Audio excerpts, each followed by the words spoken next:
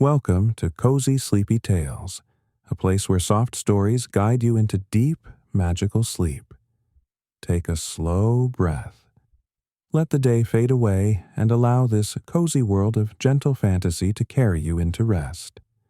If this peaceful space feels like home, consider subscribing.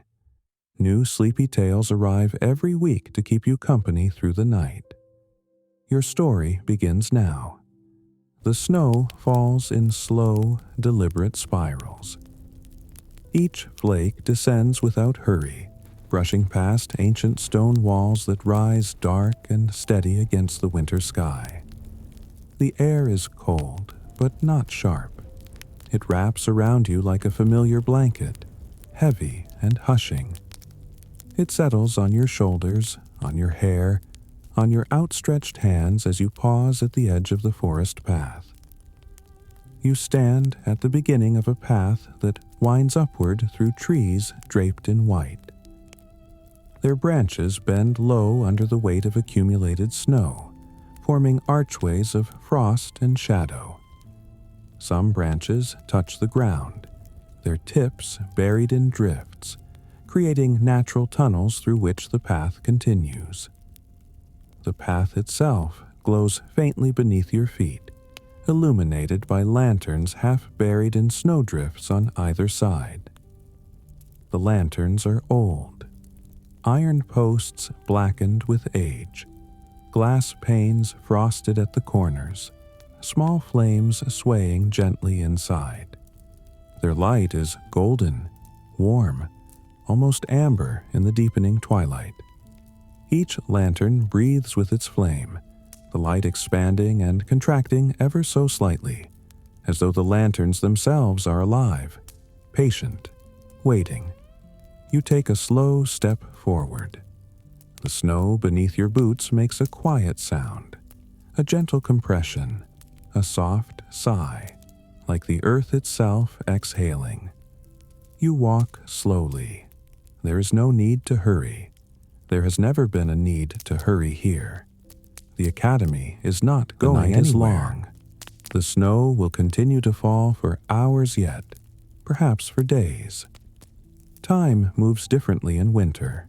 It stretches, it deepens, it becomes something you can rest inside of. The lanterns guide you, one after another. They mark the path with their warm glow, creating pools of amber light on the white ground. You pass them slowly, and with each lantern, the world behind you fades a little more. The sounds of the forest grow quieter. The wind softens to barely a whisper. The only sounds now are your breathing, slow and steady, and the whisper of snow settling onto branches, onto the earth, onto your cloak. Above you, the sky darkens from pale gray to deep blue-gray, the color of winter twilight that exists nowhere else, that particular shade that appears only in the hour before full darkness falls. Snowflakes drift down from this sky, visible as pale shapes against the darker branches, disappearing against the white ground. You tilt your head back and watch them fall for a moment. They seem to fall from infinite height, appearing suddenly in your vision, descending in lazy spirals, touching your face with cold kisses that melt instantly. The path curves gently to the right, following the natural contour of the land. You follow it without question, trusting its ancient knowledge of the easiest way forward. Your footsteps create a trail behind you, shallow depressions in the snow that will be filled and smoothed by morning, erasing all evidence of your passage. But that is morning. This is now. This is the eternal present of a winter evening walk through enchanted forest. The trees press close on either side, not threatening, but protective. Their trunks are thick, their bark dark and deeply furrowed, covered in patches of pale green lichen and small shelves of fungus that glow faintly in the lantern light.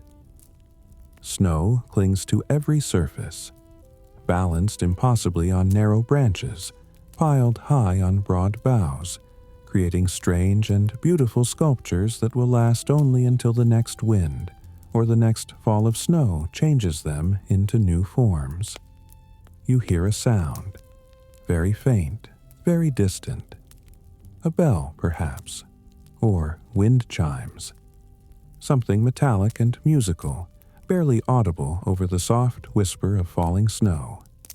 You pause, listening. The sound comes again, clearer this time. Yes, a bell. A single clear note that hangs in the cold air for a long moment before fading. It does not ring again. You stand still, waiting, but there is only silence now, and snow, and the patient glow of the nearest lantern. You continue walking. The path begins to climb more steeply now, rising through the forest toward higher ground. Your breathing deepens slightly with the effort, but it is not unpleasant. The cold air fills your lungs, clean and sharp, carrying the scent of pine and snow and something else. Wood smoke, perhaps, or the particular smell of old stone, the mineral scent of a building that has stood for centuries. The gates appear gradually, emerging from the snowfall like something surfacing from water. At first, you see only a darker shadow ahead, a vertical darkness against the horizontal white of the snow-covered ground. Then, as you draw closer, details resolve. Iron. Black iron twisted and curved into patterns of vines and stars and moons in various phases. The gates are tall, taller than you expected, taller than seems necessary. They rise perhaps 20 feet, their tops crowned with iron finials shaped like flames, or perhaps like leaves. It is difficult to tell in the dimness. The gates stand open. They have been open for a long time. Snow has drifted through the opening, smoothing the boundary between outside and within. There are no tracks in this snow. No one has passed through recently. Or perhaps the snow simply falls fast enough to erase all traces. Either way, you will be the first to enter tonight, or the first in many nights. The thought is not lonely. It is peaceful, special, as though the Academy has been waiting specifically for you. You pause at the threshold. The gates frame a view of the courtyard beyond, a wide expanse of white ground, bordered by high stone walls, the Academy's main building rising at the far end with its many windows glowing warm and golden. The wind picks up slightly here, funneled through the gateway, and it brings with it a scatter of snow crystals that swirl around you like tiny stars, catching the lantern light as they spin. You step through the gates. The world shifts. Not dramatically, not obviously, but there is a change nonetheless. A settling, like a breath released. A sense of crossing from one space into another, from wild forest into protected ground, from the world of wind and weather into a place that holds its own rules, its own time, its own deep and patient magic. The courtyard welcomes you with silence. Not the absence of sound, but the presence of quiet. Thick and soft and intentional, like wool or velvet. Your footsteps are muffled here, absorbed by snow and air and the particular quality of this enclosed space. Each step you take leaves a print, a shallow impression that begins to fill with fresh snow, even as you lift your foot for the next step. You walk slowly across the courtyard toward the Academy's entrance. Lanterns hang from iron brackets mounted on the walls, their flames steady despite the falling snow. The courtyard is vast. Along its edges, you can see benches carved from stone, now buried beneath drifts. There are statues, too. Figures in robes, their details softened by accumulated snow and ice. their hands raised in gestures of welcome or blessing, or perhaps simply acknowledgement. They do not move. They have not moved in centuries. But their presence is comforting, like guardians keeping watch, patient and kind. In the center of the courtyard, there is a fountain, or what was once a fountain. Now it is a sculpture of ice, the water frozen mid-flow, captured in strange and beautiful curves and spirals. Snow has piled on top of it, transforming it into something that looks almost organic, like a strange winter plant growing from the courtyard stones. You pause beside the frozen fountain and turn slowly, taking in the full circle of the courtyard. The walls, the lanterns, the gates behind you, still open, framing a view of the dark forest beyond.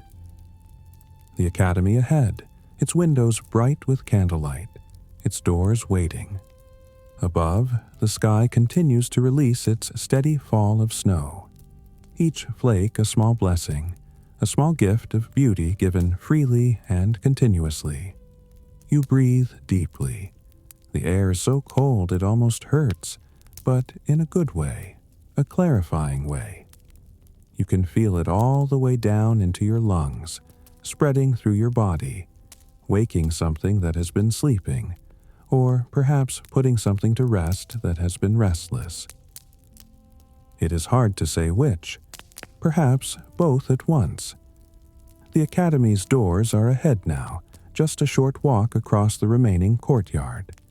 They are tall and wide, made of dark wood that has been polished smooth by centuries of hands, bound with iron straps and studded with iron nails. The handles are shaped like sleeping dragons, their bodies curled, their wings folded, their eyes closed in eternal rest. Light spills from the gap between the doors, warm and golden and inviting, painting a path of light across the snow. You reach the doors and pause with your hand on one dragon handle. The metal is cold beneath your palm, cold enough that you can feel it even through your glove. But the cold feels right, grounding, real. A reminder that you are here, in this moment, in this place, about to step from winter night into the warm embrace of this ancient, sleeping, magical You pull the door open slowly. It moves smoothly, soundlessly, gliding on hinges that have been oiled and tended for generations. Warmth touches your face. Not overwhelming, not sudden, just a gentle shift, like stepping from winter into hearthside, from outside into home. The air inside smells of candle wax and old wood, and something faintly sweet, like dried herbs and old books, and the particular scent of a building that has been lived in and loved for a very long time. You step inside. The door closes softly behind you with a sound like a sigh, like satisfaction, like welcome. And the academy, patient and kind, receives you into its ancient, peaceful embrace. You stand in a small entrance hall. The ceiling arches high above you, ribbed like the interior of an ancient cathedral. The stone meeting in pointed peaks that disappear into shadow. Candles burn in wall sconces, their flames steady and calm, casting pools of warm light against the pale stone. The floor beneath your feet is smooth, worn by countless footsteps over countless years, polished to a soft shine that reflects the candlelight in gentle ripples. The warmth here is subtle. Not the blast of heat you might expect after coming in from the cold, but a gradual, gentle warming, as though the building itself is being careful not to shock you, choosing instead to welcome you slowly, kindly, at a pace that allows your body to adjust without discomfort. You can feel the cold beginning to leave your fingers, your cheeks, your nose.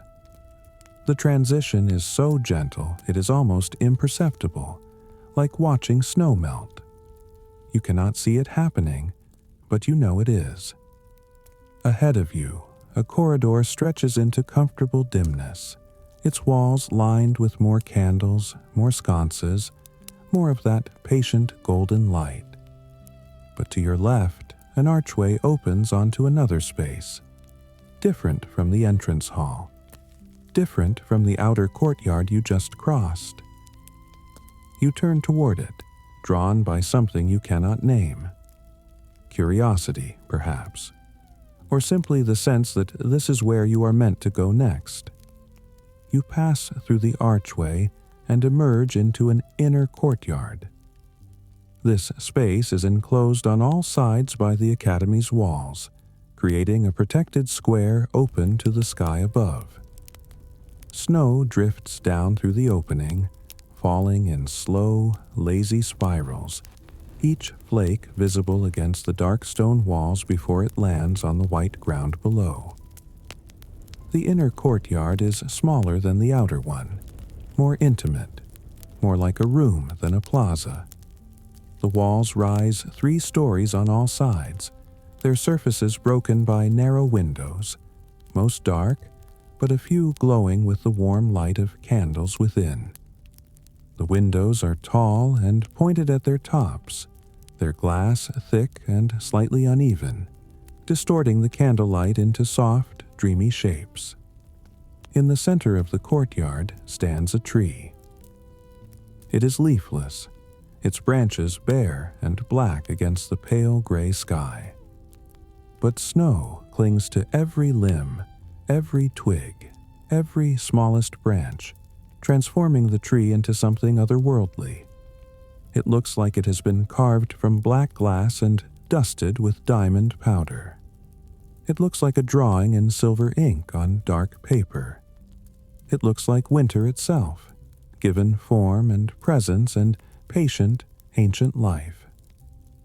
Lanterns hang from the tree's lower branches, suspended on chains so delicate they are almost invisible.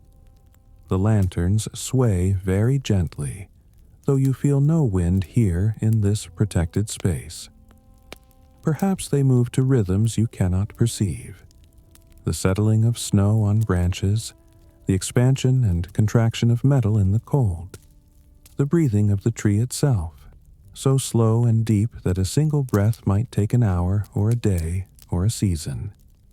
You walk toward the tree slowly. Your footsteps echo faintly in this enclosed space, a soft percussion that seems to rise up the stone walls and disperse into the falling snow. The sound is comforting, rhythmic, like a heartbeat, like a clock ticking in a quiet room, marking time without urgency or demand.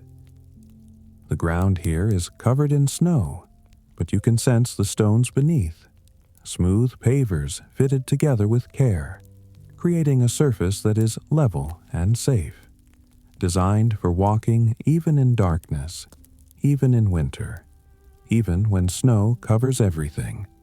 Your feet find the path easily, following it toward the tree as though your body knows the way without being told. As you draw closer to the tree, you notice details.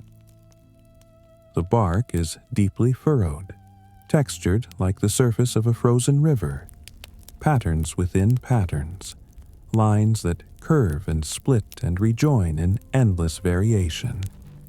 Here and there, small patches of lichen grow, pale green against the dark bark, providing the only color in a world of black and white and gold.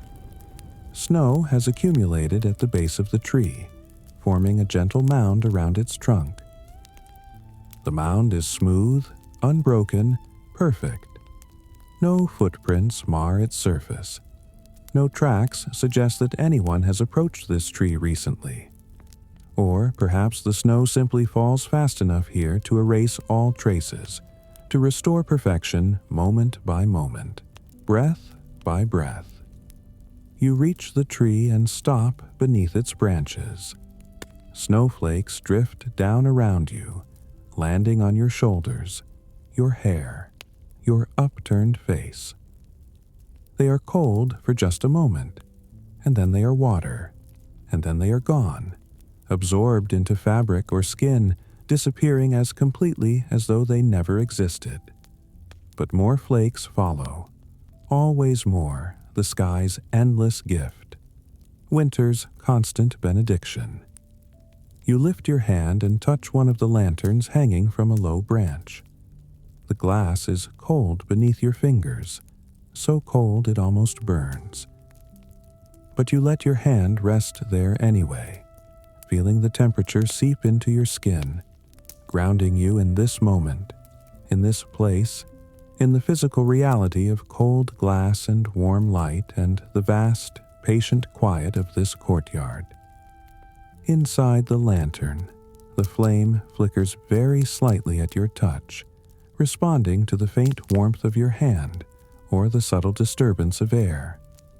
The flame is small, teardrop-shaped, golden at its core with edges that fade to orange and the faintest blue at the base. You could watch it for hours and never see it do exactly the same thing twice. It is alive in its own way, this flame, breathing and dancing and existing in the eternal now of combustion. There are benches here, arranged in a loose circle around the tree. You can see them now, though they are mostly buried in snow, just the tops of their backs visible, smooth curves of pale stone rising from white drifts. You choose one and approach it slowly, brushing snow aside with your gloved hand. The motion sends up a small shower of snow crystals that catch the lantern light and sparkle briefly before settling back to earth. You clear enough space to sit, and you lower yourself onto the bench carefully. The stone is cold, very cold, even through your cloak and the layers beneath. But it is not an unpleasant cold. It is the cold of something ancient and solid and real, something that has been here through countless winters, countless snowfalls, countless quiet nights like this one. It is the cold of permanence, of patience, of things that endure. You settle onto the bench and let yourself be still. Your breathing slows. Your hands rest in your lap. Your eyes move slowly around the courtyard, taking in details without hurry, without agenda, simply observing with the gentle attention that comes naturally in quiet places. The walls surrounding you are beautiful in their simplicity.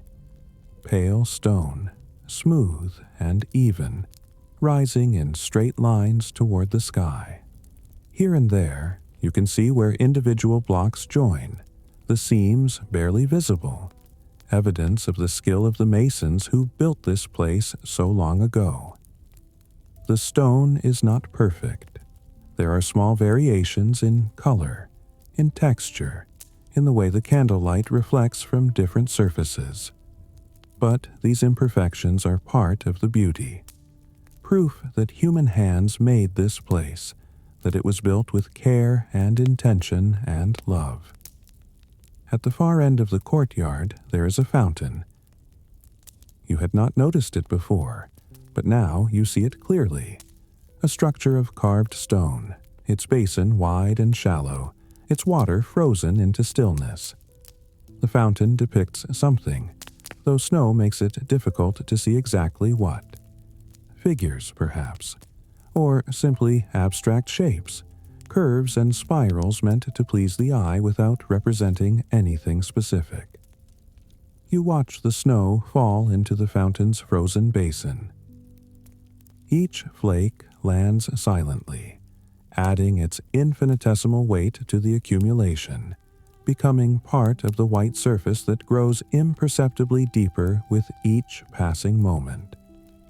It is impossible to see individual flakes adding to the depth, but you know it is happening. The same way you know that rivers flow even when you cannot see the movement. The same way you know that trees grow even though you never see them getting taller. Above you, the sky continues its steady release of snow. The clouds are low, uniform, a solid ceiling of gray that shows no breaks, no thin places where stars might appear. This is deep winter weather, the kind that settles in for days or weeks, the kind that transforms the world into a simplified version of itself, reducing everything to essential forms and colors. Sky, stone, snow, light, darkness, cold, warmth. You close your eyes for a moment. The darkness behind your eyelids is restful, peaceful, a gentle relief from the constant intake of visual information. You can still hear the snow, or perhaps you only imagine you can hear it, a whisper so soft it might be the sound of silence itself, might be the absence of all other sounds, creating a space that your mind interprets as sound. You can feel the cold air against your face, your only exposed skin now that your hands are tucked beneath your cloak for warmth. The cold makes your cheeks tingle slightly, makes you aware of the boundary between yourself and the world, makes you present in your body in a way that is grounding, centering, almost meditative. When you open your eyes again, nothing has changed. The courtyard is exactly as it was. The tree stands silent and beautiful, holding winter in its branches. The lanterns continue to glow, their light steady and patient. The snow continues to fall, endless and gentle, covering everything with its soft white blanket. You sit for a long time. You do not count the minutes. You do not wonder about the time. Time has become irrelevant here, dissolved into the larger experience of simply being present in this quiet, protected space. You are aware of your breathing, of the cold stone beneath you, of the weight of snow accumulating on your shoulders. You are aware of the light and the darkness and the endless, patient falling of snow.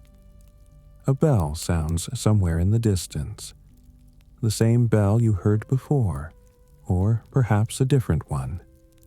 The note is clear and pure, hanging in the cold air like a visible thing, like something you could reach out and touch. It rings once, twice, 3 times, then falls silent. The silence after the bell seems deeper than the silence before it, as though the sound has somehow intensified the quiet rather than breaking it. You draw a deep breath, filling your lungs completely with the cold, clean air. You hold it for a moment, feeling the fullness, the slight stretch in your chest. Then you release it slowly, watching your breath rise in a soft cloud that dissipates gradually into the falling snow. You are ready now. Ready to continue deeper into the academy, to discover what other quiet spaces wait within these ancient walls. But there is no hurry. There has never been any hurry. You stand slowly, brushing snow from your cloak, and turn toward one of the archways that lead from this courtyard into the building's interior. The tree watches you go. The lanterns continue to glow. The snow continues to fall. And the courtyard, patient and kind, releases you gently into the next part of your journey through this sleeping, magical place. The archway welcomes you with darkness that is not quite darkness. It is shadow, yes, but shadow softened by distant candlelight, shadow that invites rather than warns. You step through, leaving the courtyard behind, and the temperature shifts again. Not warmer, not colder, but different somehow, as though you have crossed into a space that holds air that has been still for a very long time. The corridor stretches ahead. long, very long, so long that you cannot see its end, only the gentle curve it makes as it follows the contour of the building's outer wall. The walls on either side are built from blocks of pale stone, each one fitted to the next with such precision that the seams are barely visible, just faint lines that your eyes can follow upward, upward, until they disappear into the vaulted ceiling far above. You begin to walk. Left foot, left, right. The rhythm is slow, deliberate, meditative. Each step takes longer than it needs to. Each footfall is soft, absorbed by the ancient stone, creating just the faintest whisper of sound that travels ahead of you down the corridor, announcing your presence to the empty air. Candles burn in sconces mounted on the walls. They are spaced evenly, perhaps 10 feet apart, perhaps 15. It is difficult to judge distance in this light, in this space that seems to stretch and compress depending on where you focus your attention. Each candle flame is small, steady, unwavering. The flames do not flicker because there is no wind here, no movement of air, nothing to disturb their perfect vertical rise. The light from the candles pools on the floor, creating circles of warm amber that overlap slightly, leaving narrow crescents of deeper shadow between them. You walk through these pools of light. Light, shadow, light, shadow, light, shadow. The rhythm of it matches your footsteps, becomes part of the meditation of walking, the simple, ancient act of moving forward through space. Your breathing has slowed to match your pace. In, out, in, out. Deep breaths that fill your lungs completely, that you can feel expanding your chest, your back, your belly. Then slow releases, exhalations that seem to last forever, that empty you completely before the next breath begins. 4 steps to breathe in, 4 steps to breathe out. The pattern establishes itself without thought, without effort. The walls are not bare. Tapestries hang at intervals, suspended from iron rods, their fabric heavy and still. Even in the dim light, you can see they are old. The colors faded to subtle variations of gray and brown and deep blue. The threads worn soft by centuries of hanging here, of absorbing the slight movements of air, the changes in temperature, the patient passage of time. You pause before one tapestry. It depicts a winter forest rendered in shades of blue and silver thread. Trees rise in vertical lines, their trunks dark, their branches spreading like rivers flowing upward. Snow sits heavy on every branch, depicted with white thread that catches the candlelight and glows faintly, almost as though the embroidered snow is real, cold, recently fallen. You reach out. Your fingers touch the fabric. It is soft, softer than you expected, worn smooth by time and perhaps by other hands doing exactly what you are doing now. Stopping, touching, feeling the texture of thread and time woven together. The fabric is cool beneath your fingertips. You can feel the individual threads, can trace the pattern of the weave, can sense the care and skill that went into its creation. You let your hand drop and continue walking. Left foot, right foot. The corridor curves gently, always curving, following the building's shape, leading you deeper into the academy's quiet heart. Your shadow moves beside you, cast by candlelight, stretching long and thin ahead of you, then shrinking as you pass each candle, then stretching again. The shadow is your companion. patient and silent, following without question. Another tapestry. This one shows figures in robes, their hands raised toward a sky filled with stars. The stars are embroidered in silver thread that has tarnished slightly with age, giving them a soft, gentle glow rather than a sharp brightness. The figures are facing away, their features not visible, just the shapes of their bodies, the drape of their robes, the gesture of their reaching hands. They could be scholars studying the heavens. They could be seekers asking questions of the universe. They could be dreamers, lost in contemplation of mysteries beyond understanding. You walk. The corridor continues. Each step is exactly like the last and exactly different. Your left foot lifts, moves forward, descends. Your right foot lifts, moves forward, descends. Over and over. The repetition is not boring. It is soothing, comforting, like rocking in a chair, like waves on a shore, like breathing itself. The candles continue to burn. You notice details about them now. The way the wax melts and flows down the sides in smooth rivers that harden into frozen streams. The way the flames are all slightly different sizes, though they burn from identical candles. Some taller, some shorter, some perfectly teardrop-shaped, others more rounded, as though each flame has its own personality, its own way of being fire. A window appears in the wall to your right. You had not noticed it before, or perhaps it was not there before, or perhaps you simply were not ready to see it. The window is set deep into the thick stone wall, creating a recess wide enough to sit in, though you do not sit. You stop and look through the glass. Outside, snow falls through darkness. You can see individual flakes caught in the faint light that escapes through the window. White shapes spiraling down, disappearing into the dark below.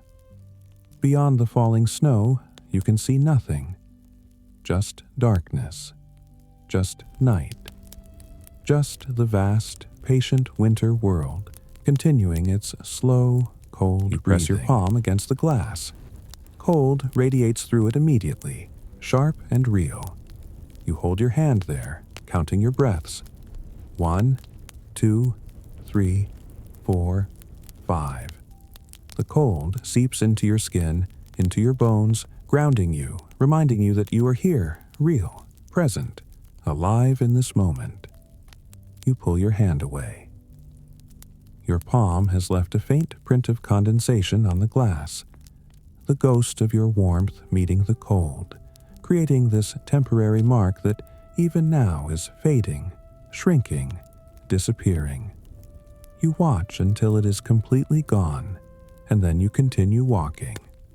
Left foot, right foot, left foot, right foot. The rhythm never changes. Your breathing never changes. In, out, in, out. 4 steps in, 4 steps out. The meditation continues, deepening with each passing moment, with each footfall, with each breath. The corridor branches. To your left, stairs descend into deeper darkness, their steps worn in the centers by countless feet over countless years. To your right, the corridor continues on this same level, curving, always curving, patient and endless. Straight ahead, another corridor intersects, creating a crossroads, a moment of choice. You continue straight. The decision is easy, natural, made without thought. Your feet simply carry you forward through the intersection, and the corridor accepts you, welcomes you, continues to guide you deeper into the building's maze of passages and rooms and quiet spaces. More tapestries, more candles, more pools of light and crescents of shadow. The pattern repeats and yet somehow never becomes monotonous. Each tapestry is different. Each candle burns with its own particular flame. Each pool of light has its own subtle color, its own warmth, its own quality of illumination. You notice the temperature now. The corridor is not warm, but it is not truly cold either. It exists in some perfect middle space, some balance point between winter's chill and hearth's warmth.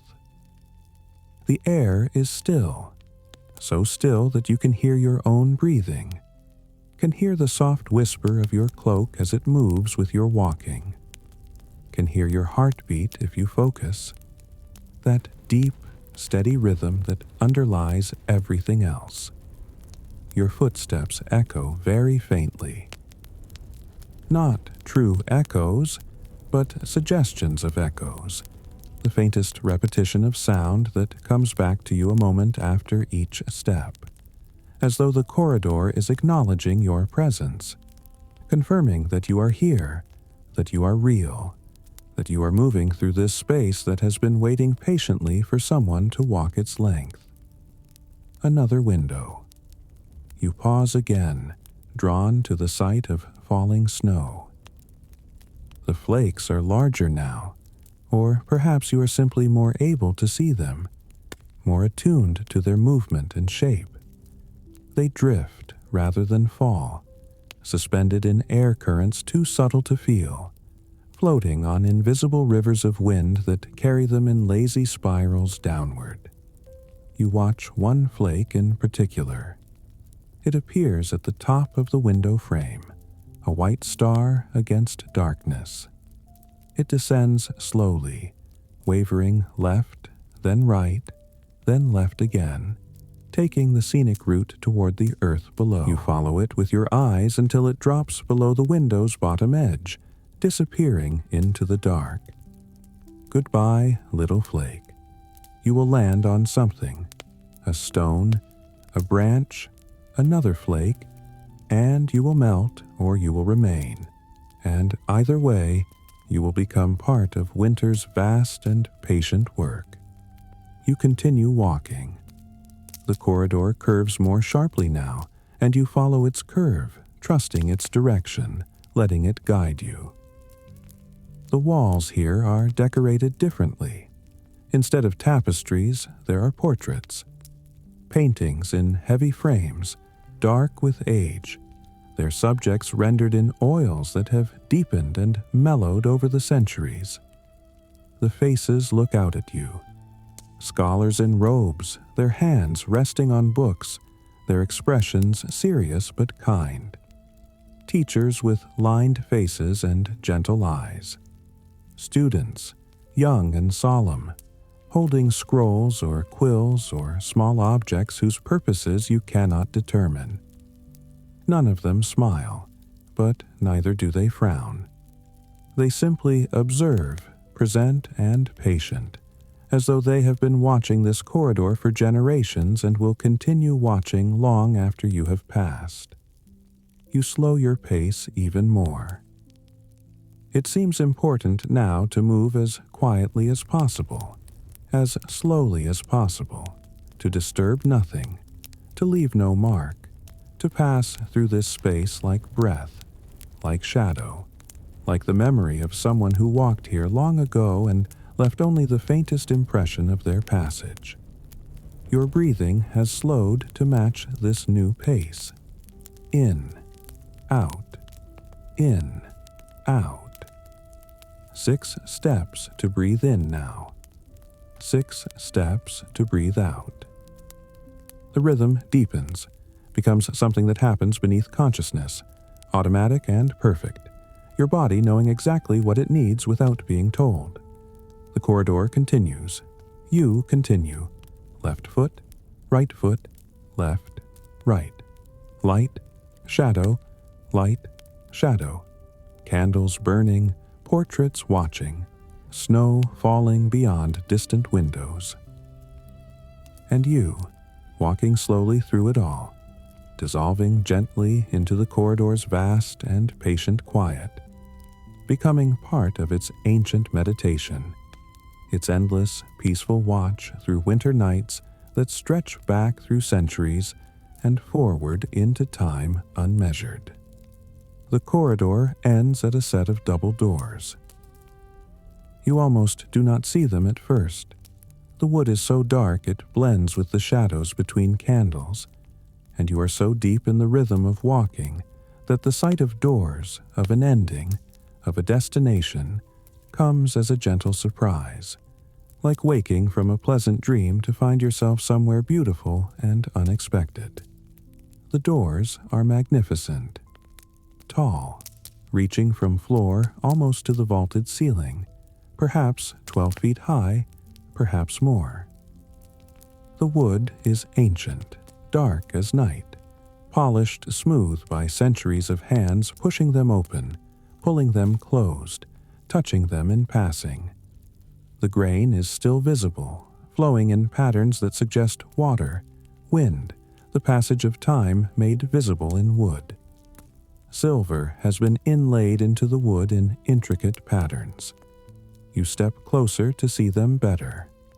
The patterns depict books, their spines visible, their pages suggested by thin lines of silver. And stars, constellations scattered across the dark wood like the night sky. And trees, their branches spreading upward and outward, their roots spreading downward and inward, meeting in the middle to create a circular pattern that seems to suggest wholeness, completion, the unity of all growing things. Your fingers trace one of the silver threads. The metal is cool, smooth, slightly raised above the surface of the wood.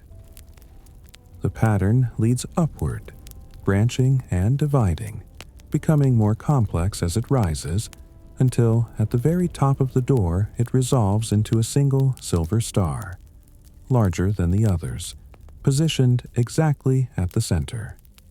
You place both hands on the doors, one on each, just below the central star. The wood is cool beneath your palms.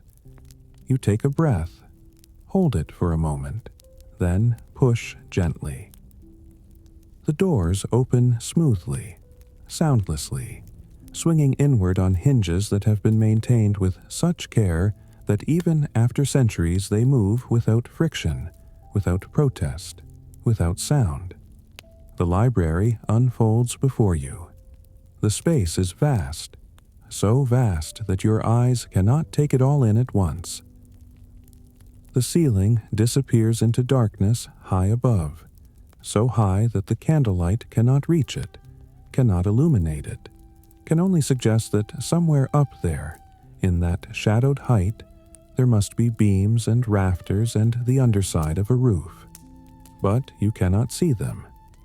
The ceiling exists as an idea, a presence felt rather than seen.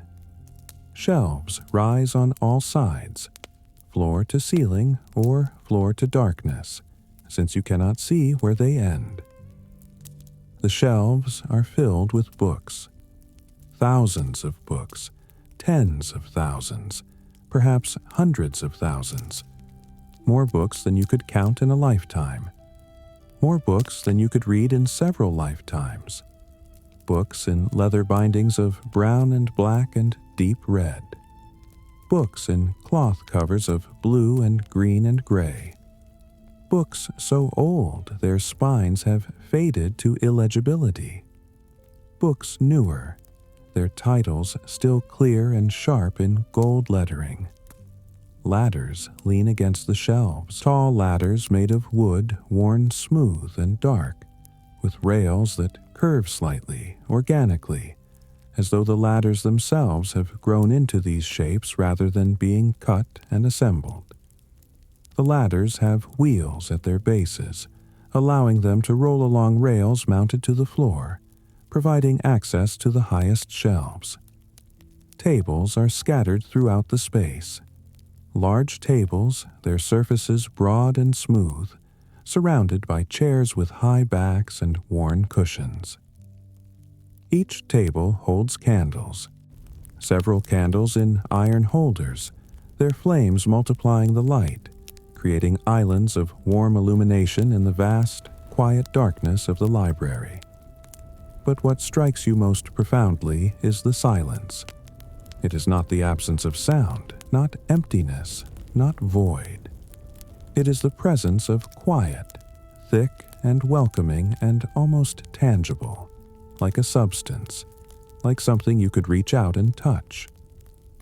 The library holds its silence the way a cup holds water, carefully, preciously, knowing it is something rare and valuable and easily spilled.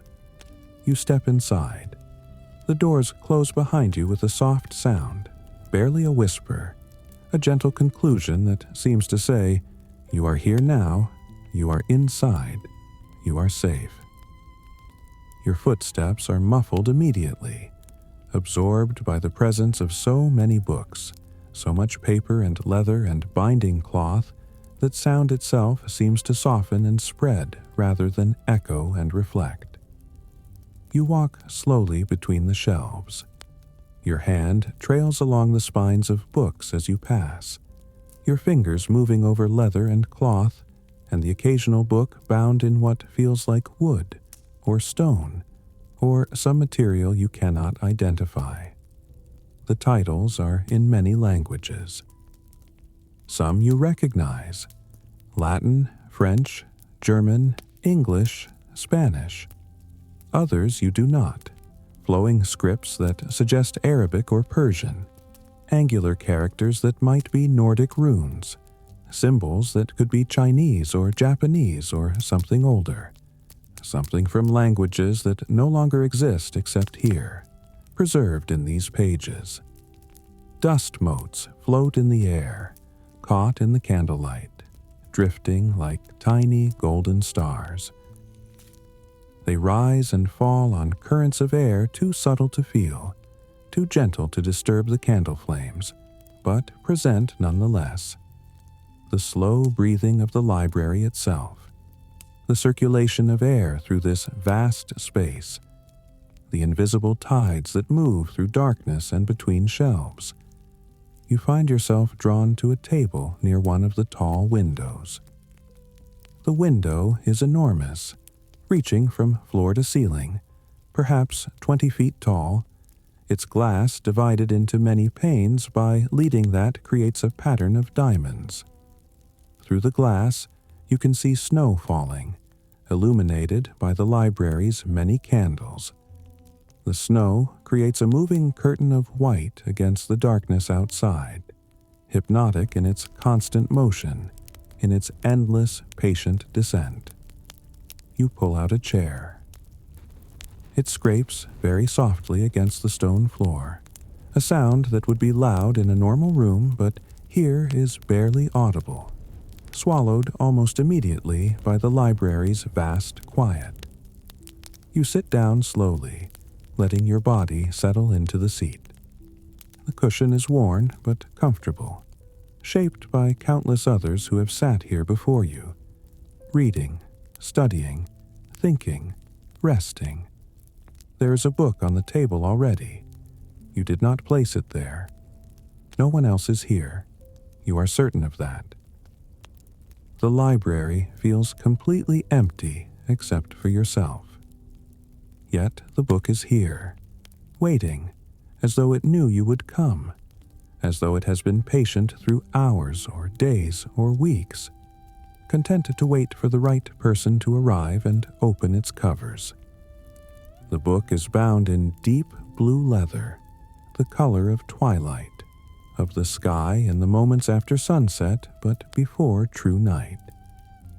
Silver stars are embossed across its surface, scattered randomly, or perhaps not randomly. Perhaps they form constellations, patterns you would recognize if you knew more about stars, about the way they arrange themselves in the night sky. You open the book carefully. The cover is stiff, resistant, as though it has not been opened in a long time. The hinges creak very faintly, a sound like a door opening in a distant room, like ice cracking on a frozen pond. The sound is not unpleasant. It is the sound of something old waking, something that has been sleeping and is now gently being called back to use. The pages inside are thick, heavy, slightly rough beneath your fingers. The paper is handmade, you can tell. You can see fibers in it, slight variations in thickness, the irregular edges that speak of paper formed by hand, sheet by sheet, with care and attention. The text is handwritten in dark ink, elegant script flowing across each page in lines that are almost perfectly straight, the work of someone with incredible patience and skill. You cannot read the language. The letters are beautiful, curves and lines and dots that could be decorative or could carry meaning or could be both at once. It does not matter that you cannot read them. The shapes themselves are enough. The care with which they were written is enough. You turn the pages slowly, letting your eyes move across the script without trying to extract meaning, without trying to understand, simply appreciating the artistry, the dedication, the love that clearly went into creating this book. Some pages contain only text. Others have illustrations, simple line drawings of trees, mountains, rivers, moons in various phases, stars, clouds, birds in flight. The drawings are delicate, precise, rendered with fine pens and steady hands. They do not try to be realistic. They are stylized, simplified, capturing the essence of things rather than their exact appearance. You turn more pages.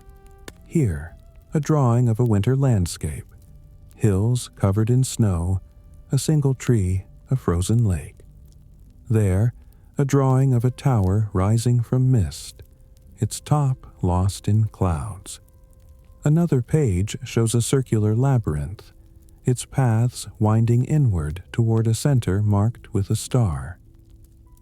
Another shows a hand holding a candle, the flame rendered in just a few simple lines, but somehow conveying light, warmth, the gentle pushing back of darkness. You are not reading. You are being present with the book, letting it exist in your hands, letting its pages turn slowly, letting its beauty unfold at its own pace. It is meditative, restful, like watching snow fall or watching flames flicker or watching clouds move slowly across the sky. There is no goal, no destination, no information to extract. There is only this moment, this book, this quiet.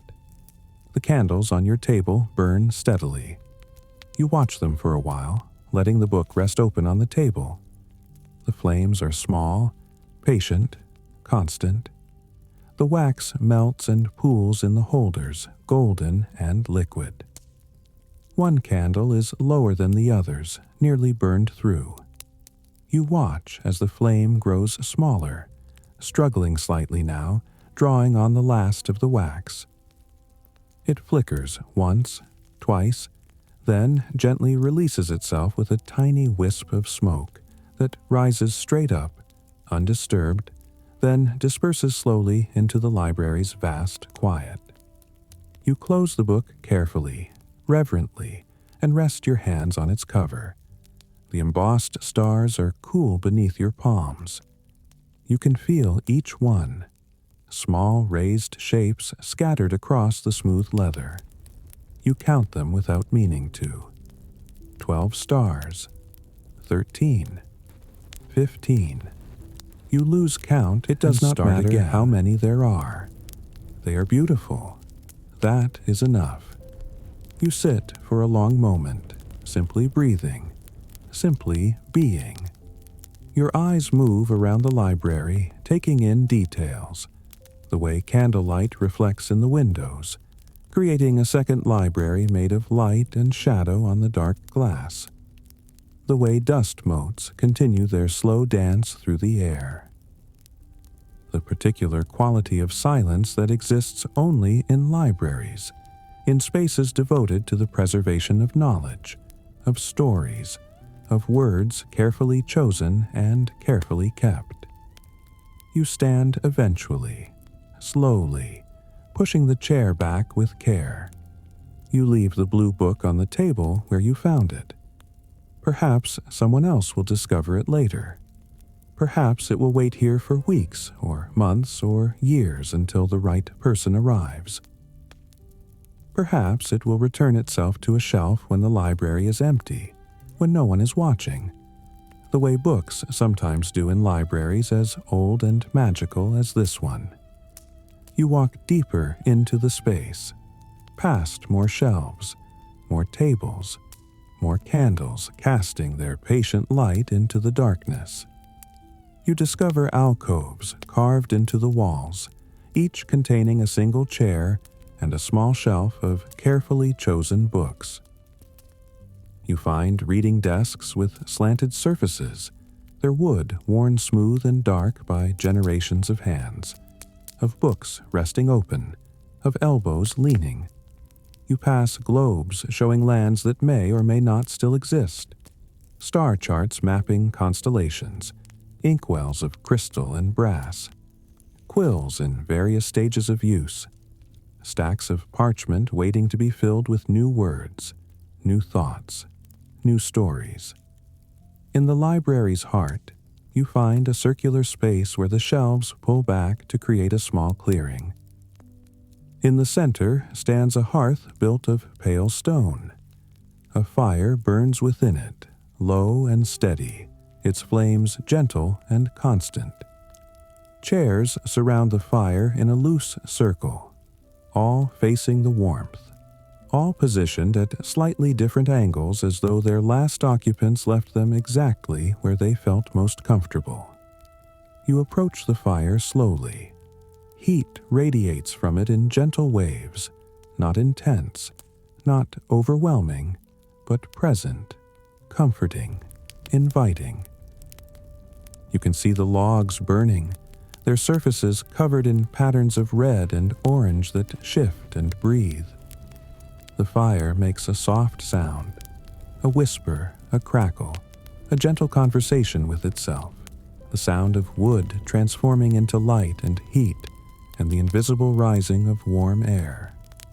You choose a chair and sink into it. The seat is deep, the back high, the arms wide and smooth.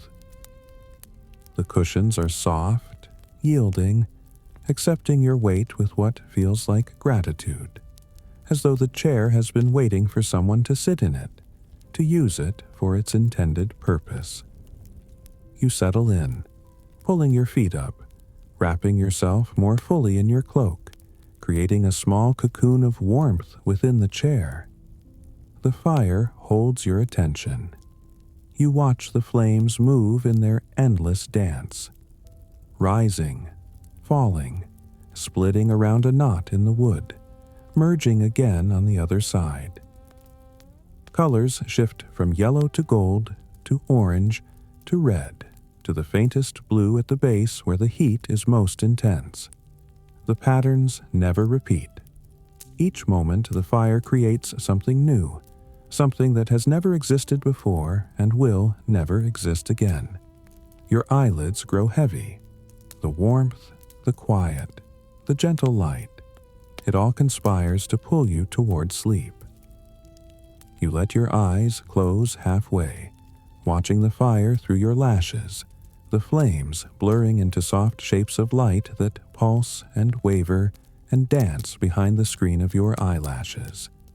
The library holds you gently. The books surround you in their silent thousands. The fire warms you. And slowly, without resistance, without fear, you begin to drift toward the edge of sleep, held safe in this ancient place of knowledge and quiet and patient, endless peace. Time has passed. You are not certain how much. The fire still burns, The candles still glow. The snow still falls beyond the tall windows. But something has shifted. You have moved without quite remembering the movement. Now you sit at one of the study tables, further from the central hearth, closer to the windows where the sound of snow seems somehow more present, more intimate.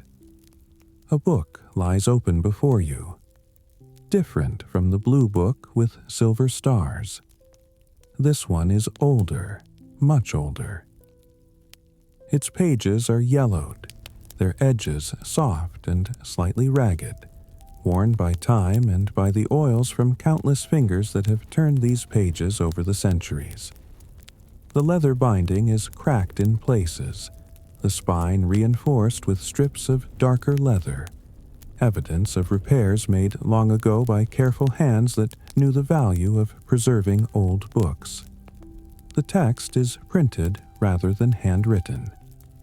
The letters are small, precise, arranged in blocks on each page with generous margins. The language is one you can almost read. The words feel familiar, hovering at the edge of comprehension without quite resolving into clear meaning. It is like trying to remember a dream, or trying to understand a language you studied years ago and have half forgotten.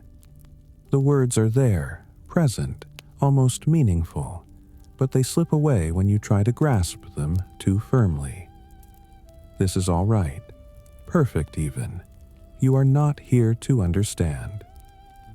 You are here to be present with the words, with the pages, with the gentle act of sitting and reading by candlelight, letting your eyes move across text that may or may not carry meaning, that exists as much for its visual beauty as for any information it might contain.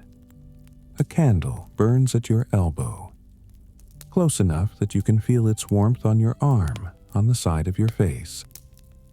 Close enough that the light falls directly onto the page, illuminating the text clearly, making the yellowed paper glow like old gold, like honey held up to sunlight. The candle is thick, substantial, the kind that will burn for hours yet.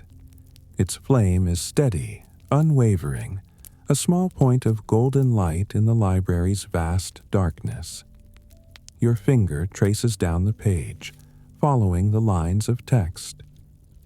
Left to right, your eyes tracking the movement, your mind quiet beneath the flow of half-understood words. The rhythm is soothing, meditative, like counting breaths, like following the pattern of waves on a shore. You do not try to remember what you are reading. You simply let the words wash over you. Let them exist in this moment and then release them, making space for the next line, the next word, the next gentle movement of your eyes across the page. The candle flame beside you burns perfectly vertical. You watch it sometimes, letting your eyes lift from the page to rest on the small teardrop of light. The flame is golden at its core, ringed with orange, tipped with the faintest blue at its very peak. It does not flicker. The air in the library is so still, so undisturbed, that the flame burns without movement, without variation, constant as a star. Wax melts slowly down the candle's side. You can see it happening if you watch closely enough. The solid wax at the top liquefying, becoming translucent, flowing in thin streams down the candle's length. The streams move slowly, so slowly, cooling as they descend until they harden again halfway down, creating smooth ridges and valleys in the candle's surface. Some streams reach the candle holder, pooling in the wide iron dish designed to catch them. The pool of liquid wax shimmers slightly, catching the light of its own flame, glowing from within. You turn the page. The sound is very soft, a whisper of paper against paper, a gentle friction that seems loud only because everything else is so profoundly quiet. The new page contains an illustration, a drawing of a winter tree, rendered in black ink with extraordinary detail. Each branch is distinct, each twig carefully drawn, each bud visible as a small dark mark against the white of the page. Snow sits on the branches, suggested by the absence of ink, by negative space that the artist left deliberately blank, trusting the viewer's eye to see snow in the emptiness. You study the drawing for a long time. The artist captured something essential about trees in winter: their patience, their strength, their willingness to stand bare and beautiful while the world around them sleeps. The tree in the drawing is not sad. It is not lonely. It simply is, existing in its winter form, resting, gathering strength for the spring that will eventually come, though there is no hurry, no urgency, just the deep patience of living things that understand the rhythm of seasons. Your hand rests on the page, your palm covering the lower half of the drawing. The paper is cool, slightly textured. You can feel the impression of the printed text on the reverse side, tiny ridges and valleys that your fingertips can just barely detect. You can feel the age of the paper, something in its texture that speaks of time, of decades or centuries spent pressed between other pages, protected from light and air and the touch of careless hands.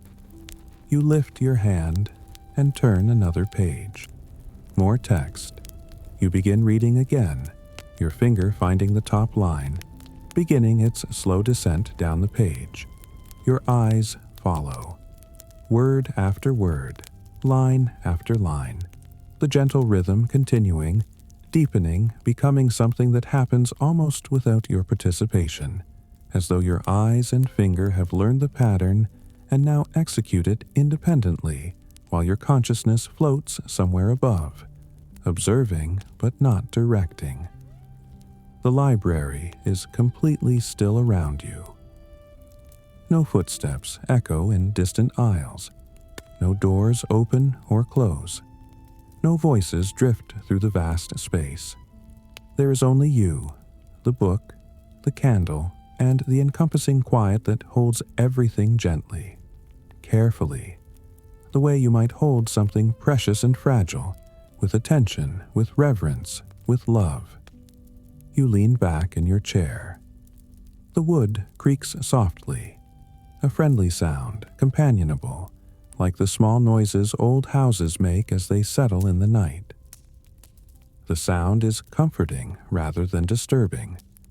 It reminds you that you are not in some abstract space, some theoretical library, but in a real place made of real materials, wood and stone and iron, that have their own sounds, their own ways of announcing their presence.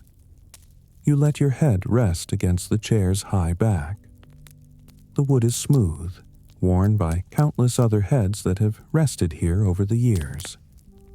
You look up at the ceiling, or at the darkness where the ceiling must be. You cannot see it, but you can sense its presence, the weight and age of it, the massive beams that must be up there somewhere, holding up the roof, protecting this space and all its books from weather and time. Your eyes grow heavy. Not suddenly, but gradually, the way twilight deepens into night, the way warmth spreads through cold hands held near a fire. You let them close, just for a moment. Behind your eyelids, you can still see the afterimage of candlelight, warm and golden, floating in the comfortable darkness. Your breathing slows even further. In, out, deep and even, the rhythm of rest, the rhythm of approaching sleep. When you open your eyes, the candle has burned lower. How much time passed while your eyes were closed? A minute? 5 minutes? an hour, it does not matter. Time is different here, elastic and strange, stretching and compressing according to laws that have nothing to do with clocks or schedules or the normal progression of minutes into hours. You reach for another book from a small stack on the table. This one is smaller, bound in soft leather dyed a deep green, the color of pine needles, of moss growing in shadowed places. You open it at random, not bothering to start at the beginning, trusting that whatever page you find will be the right page, the one meant for this moment. The pages inside are filled with handwritten notes, line after line of careful script in dark brown ink. Someone's observations, thoughts, studies, preserved here, waiting to be discovered by whoever happens to open this book at this particular moment in time. You read a few lines. They describe the sound of wind through winter pines. The writer noticed how the pitch changes depending on temperature, how frozen needles create a different whisper than snow-laden boughs, how the wind itself seems to slow and deepen when it moves through extreme cold, as though winter thickens the air, making it harder for sound to travel. The observations are precise, loving, the work of someone who paid attention to the world with extraordinary care and wonder. You feel a connection to this unknown person across time. Both of you listeners, both of you noticing small details that others might miss, both of you finding beauty in the quiet phenomena of winter. You turn more pages, more observations, each one a small meditation. The formation of frost patterns on windows, how they grow from corners and edges, how they follow the imperfections in the glass, creating ferns and feathers and landscapes of ice that exist for only hours before the sun melts them away. The particular quality of light on overcast winter afternoons, how it seems to come from everywhere and nowhere at once, how it erases shadows and softens edges, and makes the world look like it has been drawn in pencil on gray paper. Another observation describes the way snow falling at night creates a sense of enclosure, of safety, of the world drawing close and protective around those inside warm buildings. The writer noticed that you cannot see far into falling snow at night, just a few feet perhaps, before the darkness and the snow become indistinguishable, creating a soft wall that defines your space, that makes even vast landscapes feel intimate and contained. You read slowly, not hurrying, letting each observation settle into your mind before moving to the next. Your eyes move across the page with the rhythm of your breathing. Steady, calm, meditative. In, out, read, pause, breathe, turn the page, read again. The candle flame wavers very slightly. Perhaps a draft found its way through the library's vast space, some subtle movement of air from a distant door opening or closing. Or perhaps it is simply time for the flame to dance, some internal rhythm of combustion and heat and the rising of warm air. You watch it move, left, right, steadying again, a small performance of light and shadow that lasts only seconds before the flame returns to its steady vertical burn. Your hand turns another page, and another. The words blur slightly.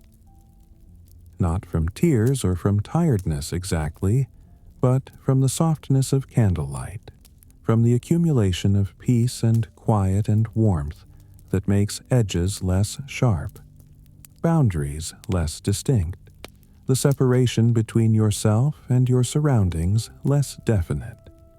You are dissolving gently into the library's stillness, becoming part of its vast quiet. You and the books and the candles and the falling snow beyond the windows, all part of the same deep winter night, the same endless moment of rest, the same patient watching and waiting that has gone on here for centuries and will continue for centuries more. The green book closes in your hands. You do not remember deciding to close it, but here it is, closed, your hands resting on its cover. The leather is soft and warm now from your touch, from the heat of your hands. You can feel your pulse in your fingertips, slow and steady, the quiet drumbeat of your heart continuing its work without thought, without effort, just the body doing what bodies do, keeping you alive, keeping you present, keeping you here in this moment. You sit in the stillness. The candle burns. The fire in the distant hearth continues its gentle crackle. Snow falls beyond the windows, endless and patient. And you rest here, suspended between waking and sleep, held gently by the library's ancient peace, surrounded by the quiet presence of thousands of books keeping their vigil through the long winter night. You leave the library without quite deciding to. Your feet carry you as they have carried you all night, following some internal compass, some gentle knowing that exists beneath thought. Your hand finds the carved doors you entered through, pushes gently. The doors open onto the corridor beyond, welcoming you back into the network of passages that winds through the Academy's ancient heart. The hallway feels different now, darker perhaps, or maybe you have simply grown accustomed to the library's abundance of light. The candles in their wall sconces burn lower than before, their flames smaller, their light more concentrated. They have been burning all night, these candles, faithful in their duty, transforming wax into light hour after patient hour. You walk slowly, following the corridor as it curves and branches. You pass doorways you did not notice before. Some open, revealing glimpses of dark rooms within, some closed, their secrets kept private. You pass more tapestries, their threads catching the candlelight in subtle ways, creating the illusion of movement in their woven scenes. You pass more windows looking out on the endless falling snow. A doorway appears on your left, different from the others you have passed. The door stands ajar, warm light spilling through the gap. Not the cool light of candles exactly, but something warmer, more golden, more inviting. The quality of the light speaks of fire, of a hearth burning, of warmth and comfort waiting just beyond the threshold. You pause, listening. No sound emerges from the room. But the light draws you, beckons you, promises something you did not know you were seeking until this moment. You push the door open gently. The common room. It welcomes you like an embrace. The space is smaller than the library, but no less welcoming. More welcoming, perhaps, because the scale is more human, more intimate. The ceiling is lower here, beamed with dark wood that glows in the firelight. The walls are paneled in the same dark wood, polished to a soft sheen that reflects the dancing flames. Windows line one wall, tall windows with many panes, all filled with the sight of falling snow and winter darkness. And dominating the room's far end, the hearth. The fireplace is magnificent. Built from pale stone, its opening wide and tall, large enough that you could walk inside it if the fire were not burning. But the fire is burning, strong and steady, filling the room with warmth and flickering light that makes shadows dance on the walls and ceiling. The mantel above is simple, unadorned except for a row of candles in iron holders, their flames echoing the fire below, multiplying the light. Furniture fills the space in comfortable, organic arrangements. Armchairs upholstered in deep reds and blues, their fabric worn soft at the arms where countless hands have rested. Sofas long enough to lie upon, scattered with cushions in various sizes and patterns, some embroidered with simple designs, some plain. Low tables holding books, empty teacups, more candlesticks. Everything speaks of use, of comfort, of countless hours spent in quiet companionship with fire and book and the gentle passage of winter evenings. You step inside, closing the door softly behind you. The warmth wraps around you immediately, a physical presence, gentle but undeniable. It makes you aware, suddenly, of how cold you have been. Not uncomfortably cold. The Academy has never been uncomfortably cold. But cold nonetheless, the deep chill of winter that seeps through stone walls and ancient corridors, that settles into bones and muscles over hours of walking through unheated spaces. The warmth finds those cold places now and begins to dissolve them.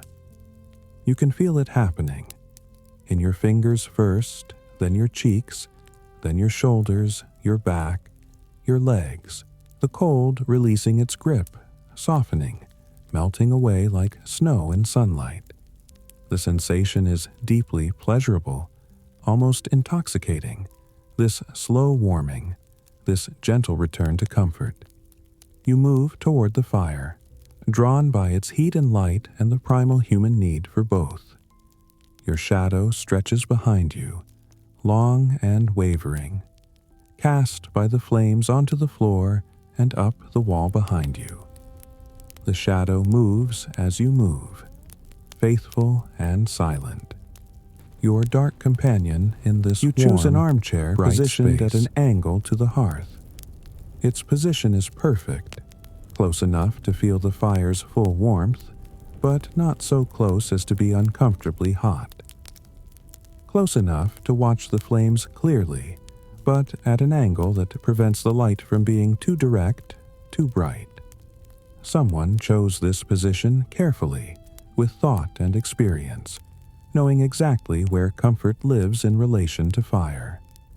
The chair is deep and welcoming.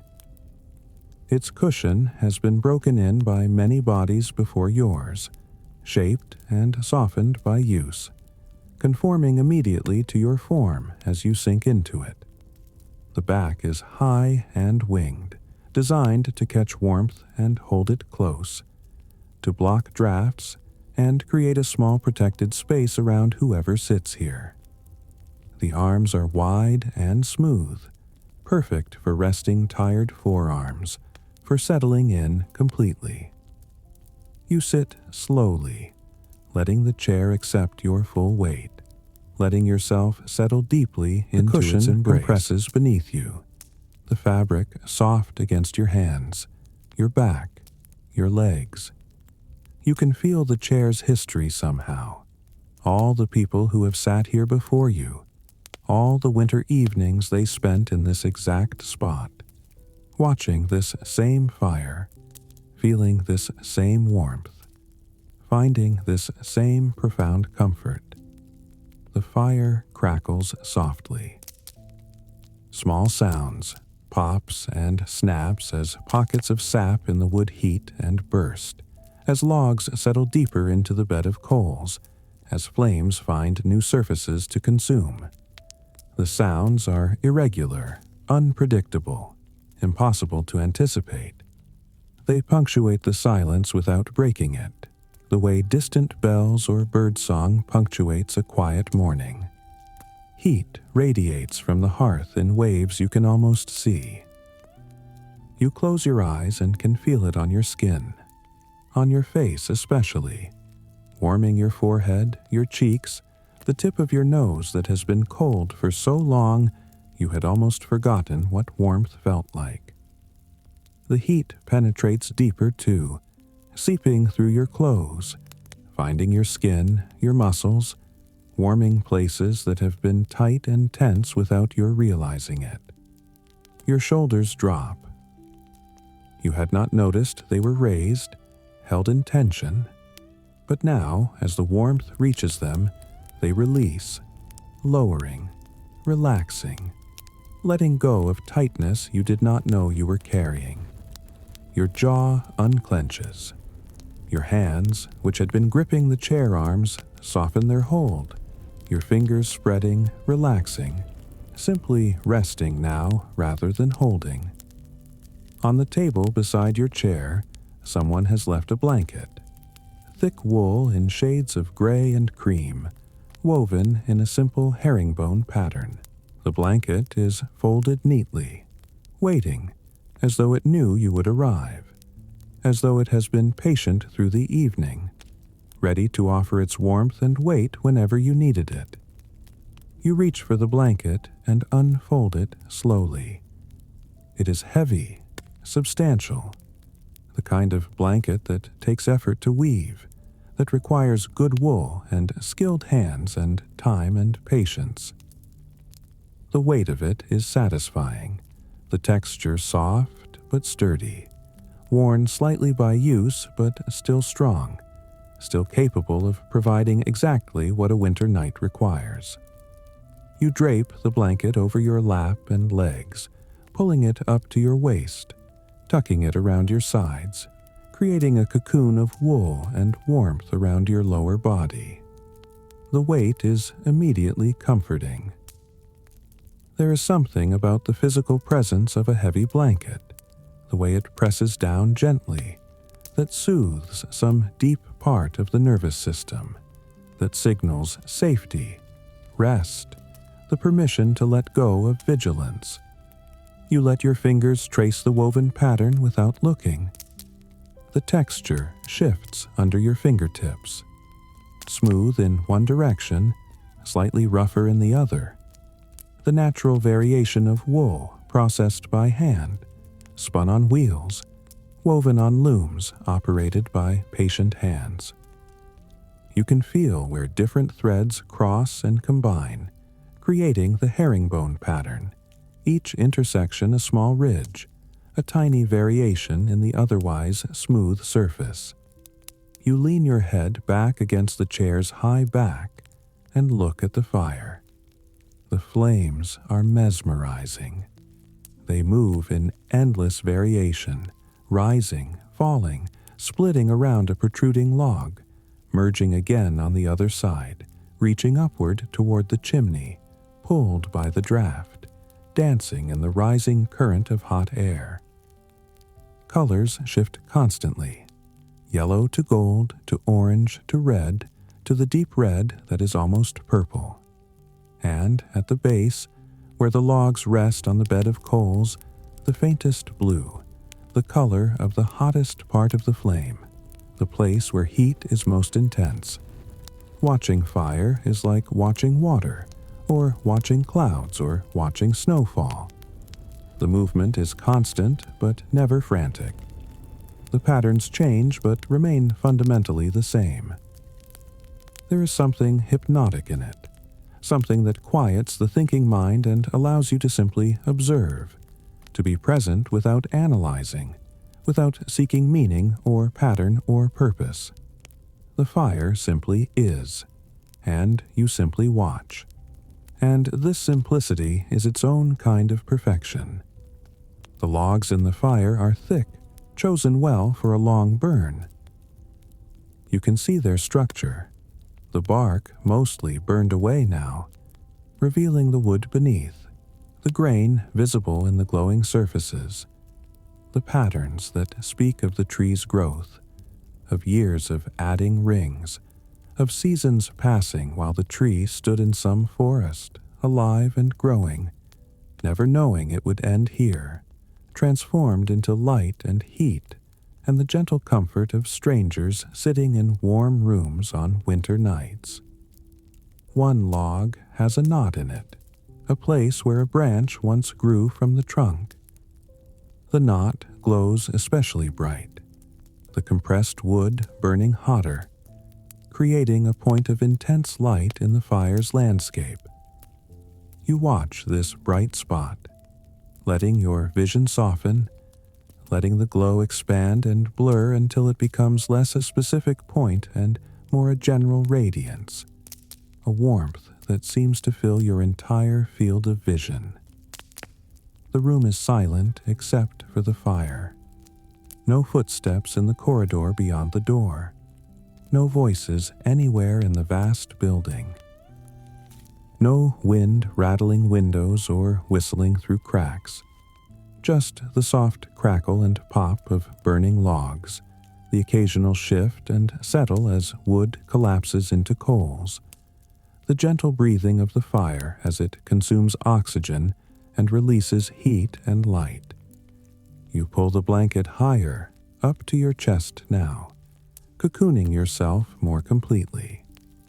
The wool is warm from the fire's heat, from your own body heat trapped beneath it. You shift in the chair, finding an even more comfortable position, your body settling deeper into the cushions, your head finding the perfect angle against the chair's wing, supported perfectly, held gently. The common room holds you the way the library held you, but differently. The library offered quiet and books and the peaceful pursuit of knowledge and contemplation. This room offers something simpler, more primal: fire, warmth, comfort. The basic human need for heat and safety, and a soft place to rest while winter rages outside. But winter is not raging. Beyond the tall windows, snow continues its patient descent, gentle and steady, building depth slowly, transforming the landscape one flake at a time. There is no wind that you can see, no storm, no violence.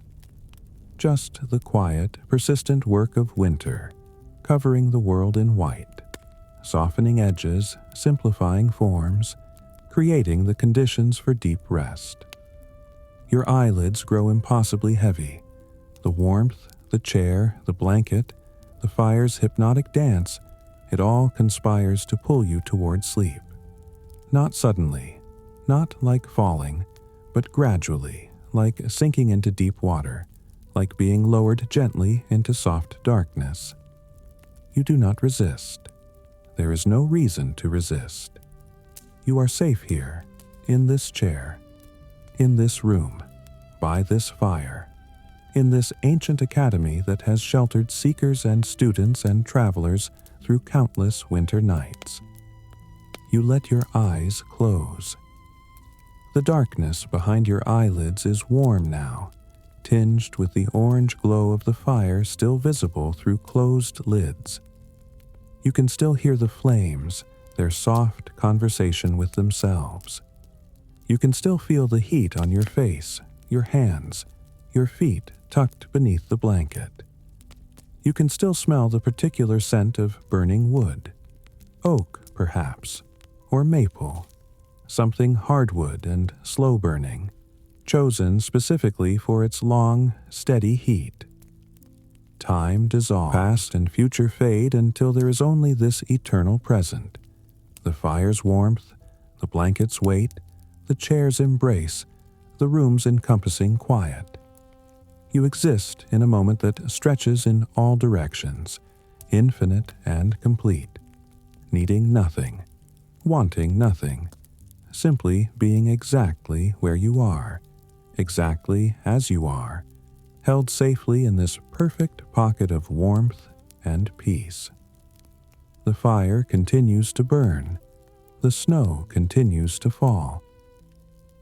The academy continues its patient watch over the winter night. And you, held gently in the common room's ancient kindness, surrender deeply to the rest that has been waiting for you all along. you are walking again. The transition from sitting to walking is seamless, dreamlike, as though no decision was made, as though your body simply knew it was time to move and stood without consulting your conscious mind. You do not remember leaving the common room, do not remember opening the door or stepping into the corridor, but here you are, moving forward with slow, measured steps through a passage you have not seen before. This corridor is different from all the others you have traversed tonight. The ceiling is higher, much higher, arching overhead like the inside of a great stone wave frozen at the moment of breaking. The arch is graceful, elegant, the work of master builders who understood not just structure, but beauty, who knew that a ceiling could be both functional and transcendent. Instead of tapestries and portraits, the walls here are lined with windows.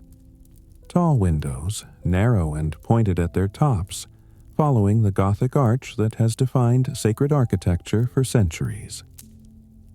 The windows are closely spaced, almost touching, creating a corridor that feels less like a passage through a building and more like a covered walkway suspended between earth and sky.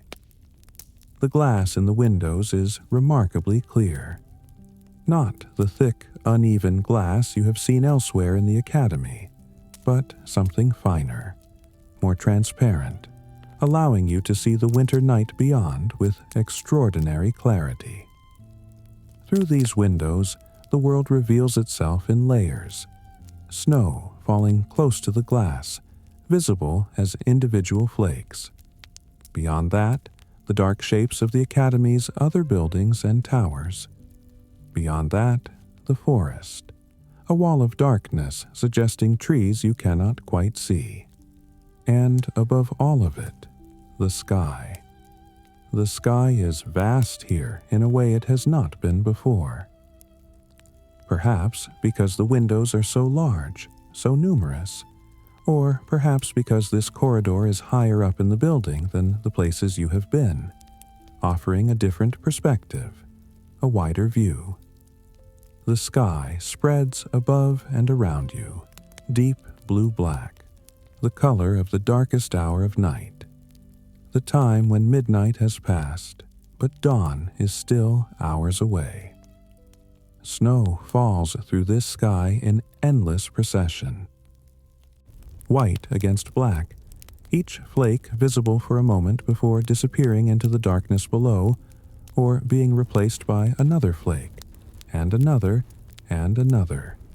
An infinite cascade that has no beginning and no end.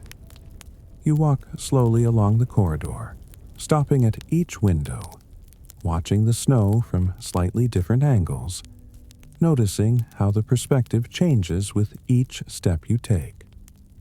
At one window, you pause and lean close to the glass.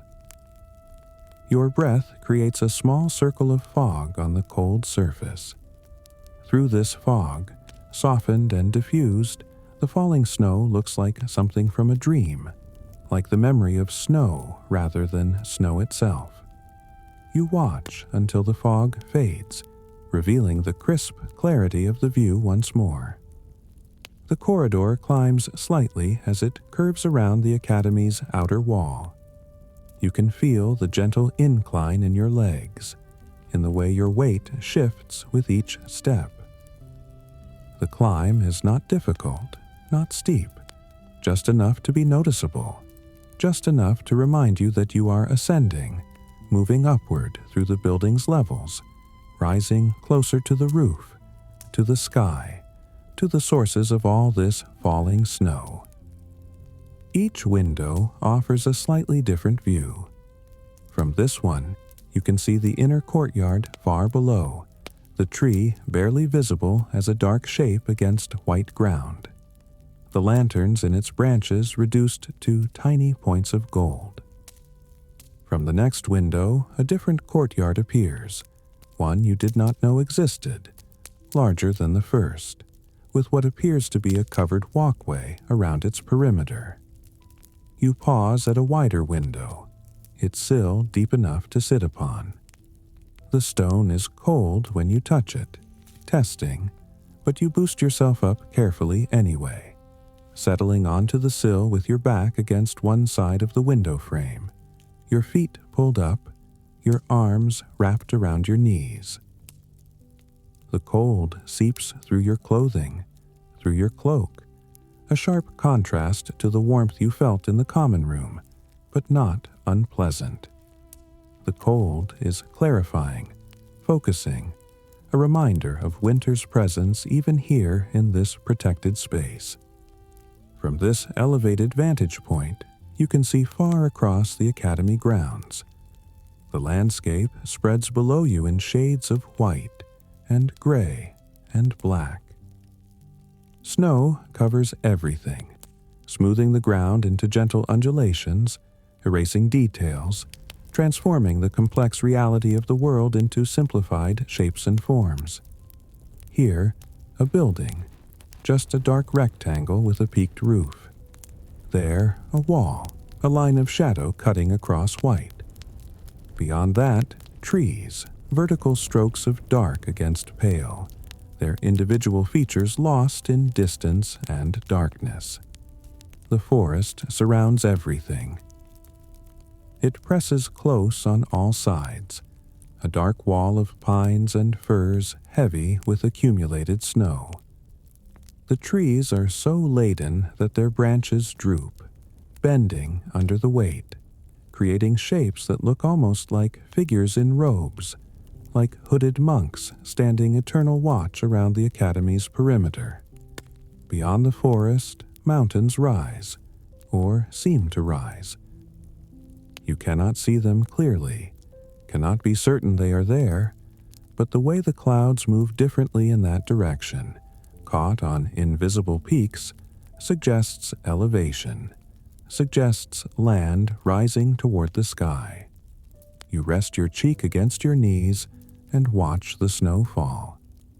From this height, the flakes seem to fall more slowly, suspended in the vastness of the night sky, taking their time to descend through layers of cold air. Some are caught by winds you cannot feel from behind the glass, swept sideways in graceful arcs before resuming their downward journey. Others fall straight and true, undisturbed, following gravity's patient pull. The corridor is completely silent. Your breathing is the only sound, and even that is barely audible. Soft, rhythmic, the sound of someone deeply at rest even while sitting upright. In, out, in, out. Each breath creates a small cloud that rises and disperses, visible for just a heartbeat before vanishing into the corridor's cool air. You think about winter, about the way it simplifies the world, strips it down to essential elements. In summer, the world is complex, full of color and life and growth and constant change. But winter reduces everything to simple truths: light and darkness, cold and warmth, stillness and movement. The world becomes a study in contrasts, in the spaces between opposites, in the way things exist in relation to each other rather than in isolation. There is something restful in this simplification, something that allows the mind to quiet, to rest, to stop processing the overwhelming complexity of the world and simply observe basic patterns. Snow falls, darkness surrounds, light appears in windows, warmth exists in buildings. These are simple facts, requiring no analysis, no interpretation, no thought beyond simple acknowledgement. A star appears through a break in the clouds, sudden, bright, blue-white against the black sky.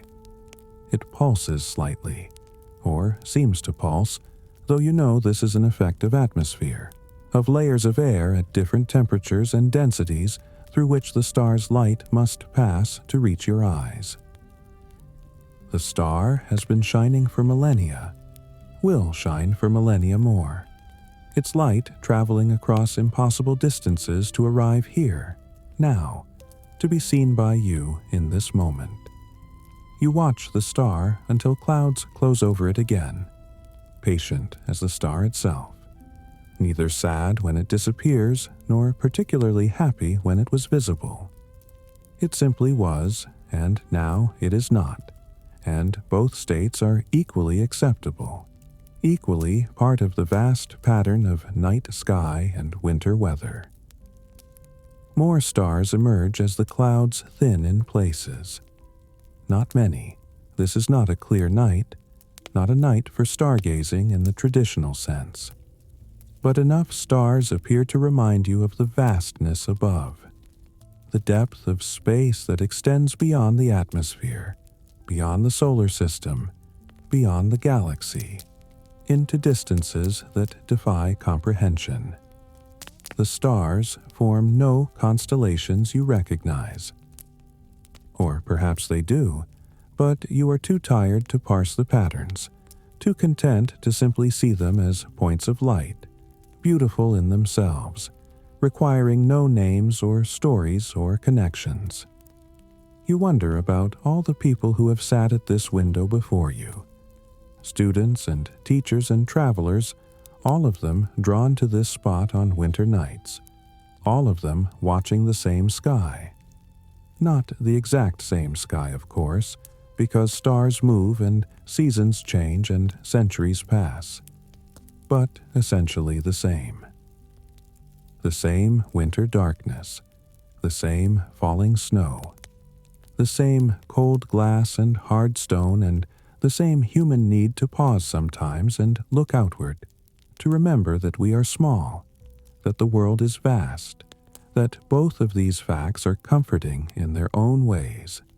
You are part of a long lineage of window watchers, part of a tradition as old as windows themselves, as old as the human impulse to build walls and then cut holes in them so we can see out, so we can maintain connection with the world even while sheltering from it. Every person who has ever paused at a window on a winter night, who has ever watched snow fall against darkness, who has ever felt their breathing slow and their thoughts quiet, you are connected to all of them, part of the same ancient practice of observation and rest. The thought is comforting rather than lonely. You are alone in this corridor, yes. Your body is the only body present in this space at this moment. But you are also accompanied by every person who has ever done what you are doing now, who has ever sought peace in observation, who has ever found beauty in winter's vast and patient work. You sit for a long time. The clouds shift overhead, revealing more stars, then covering them again. The snow continues its endless descent, grain by grain building depth on the ground far below, on the roofs of buildings, on the branches of trees, on every surface exposed to the sky. Each individual flake is meaningless, weighs nothing, makes no measurable difference. But collectively, over hours and days and weeks, they transform the world, create depth measured in feet rather than inches, change the landscape entirely. This seems significant somehow, though you cannot quite articulate why. Something about the power of accumulation, about the way small things repeated become large things, about patience and time and the quiet work that happens when we are not watching, when we are sleeping or reading or sitting at windows watching snow fall through winter darkness. Eventually, you slide down from the sill. Your feet meet the floor with a soft sound. You stand for a moment, looking out the window one last time, saying a wordless goodbye to the view, to the stars, to the falling snow. Then you turn and continue along the corridor, following its gentle curve, moving deeper into the academy's upper reaches, following the path wherever it leads, trusting that it will take you where you need to go.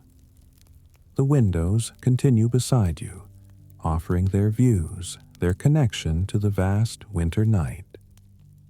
And you continue walking, slow and steady, breathing in rhythm with your footsteps, held gently by the corridor's patient silence, surrounded by stone and glass and the infinite darkness beyond. The corridor opens eventually onto a familiar space. You have returned, somehow without planning to, without consciously choosing the path, to the common room.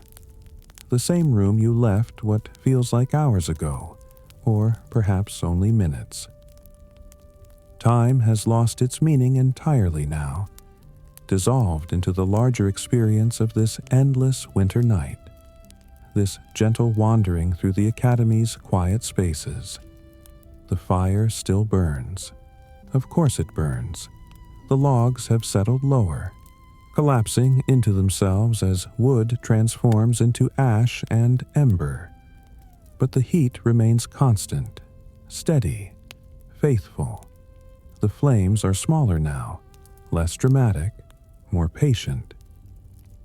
They no longer leap and dance, but instead flow steadily upward, golden and orange and red, painting the room with their soft, warm light. The candles on the mantel have burned down. Some have guttered out completely, their wax exhausted, leaving only the iron holders and the faint smell of smoke.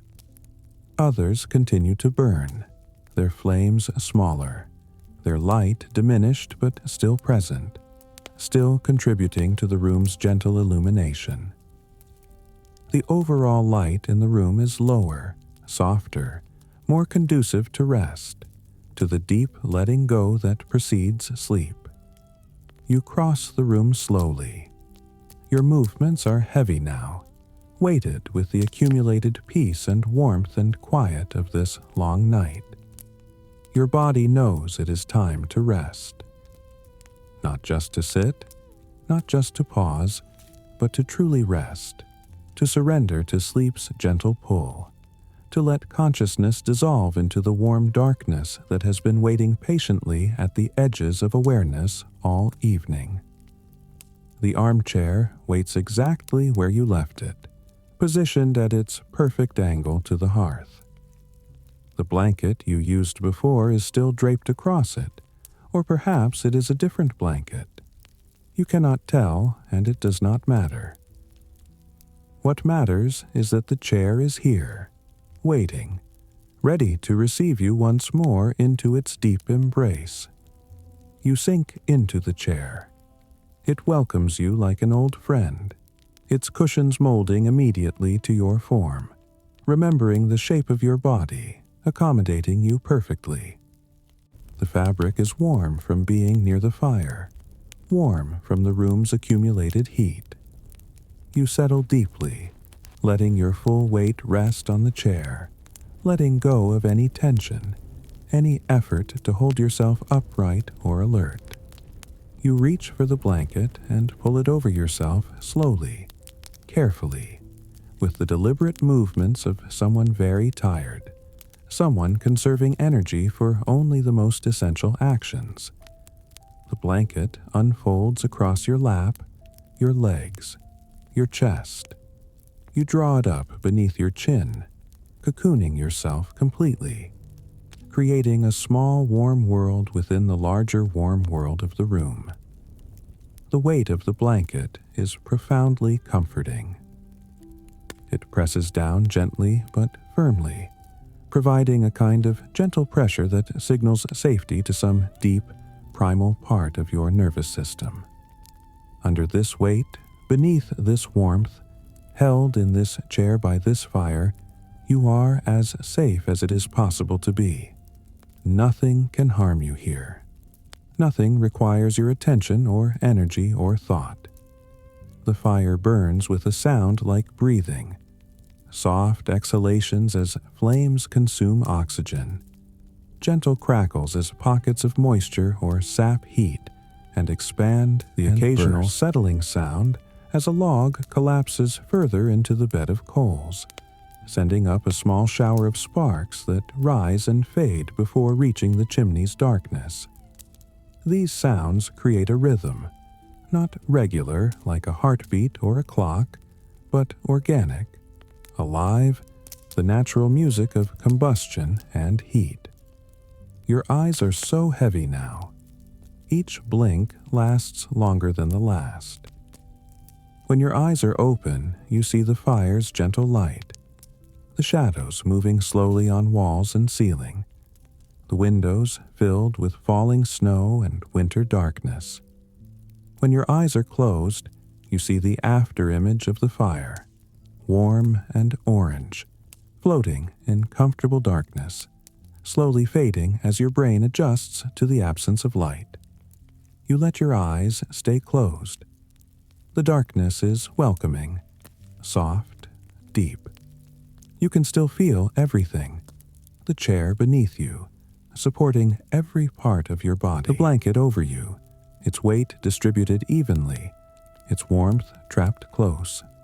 The fire's heat on your face, gentle and constant. These sensations ground you, keep you connected to the physical world even as consciousness begins its slow retreat. Your breathing slows further, deepens, becomes something that happens without any conscious direction. In. The cool air enters your nose, fills your lungs, expands your chest. Out. The warm air leaves in a long, slow exhalation that seems to carry tension away with it, leaving you lighter, softer, more dissolved. In, out, in, out. The rhythm is ancient, primal, the most basic of all rhythms, the one that began at birth and will continue until it does not, marking time in the most fundamental way possible.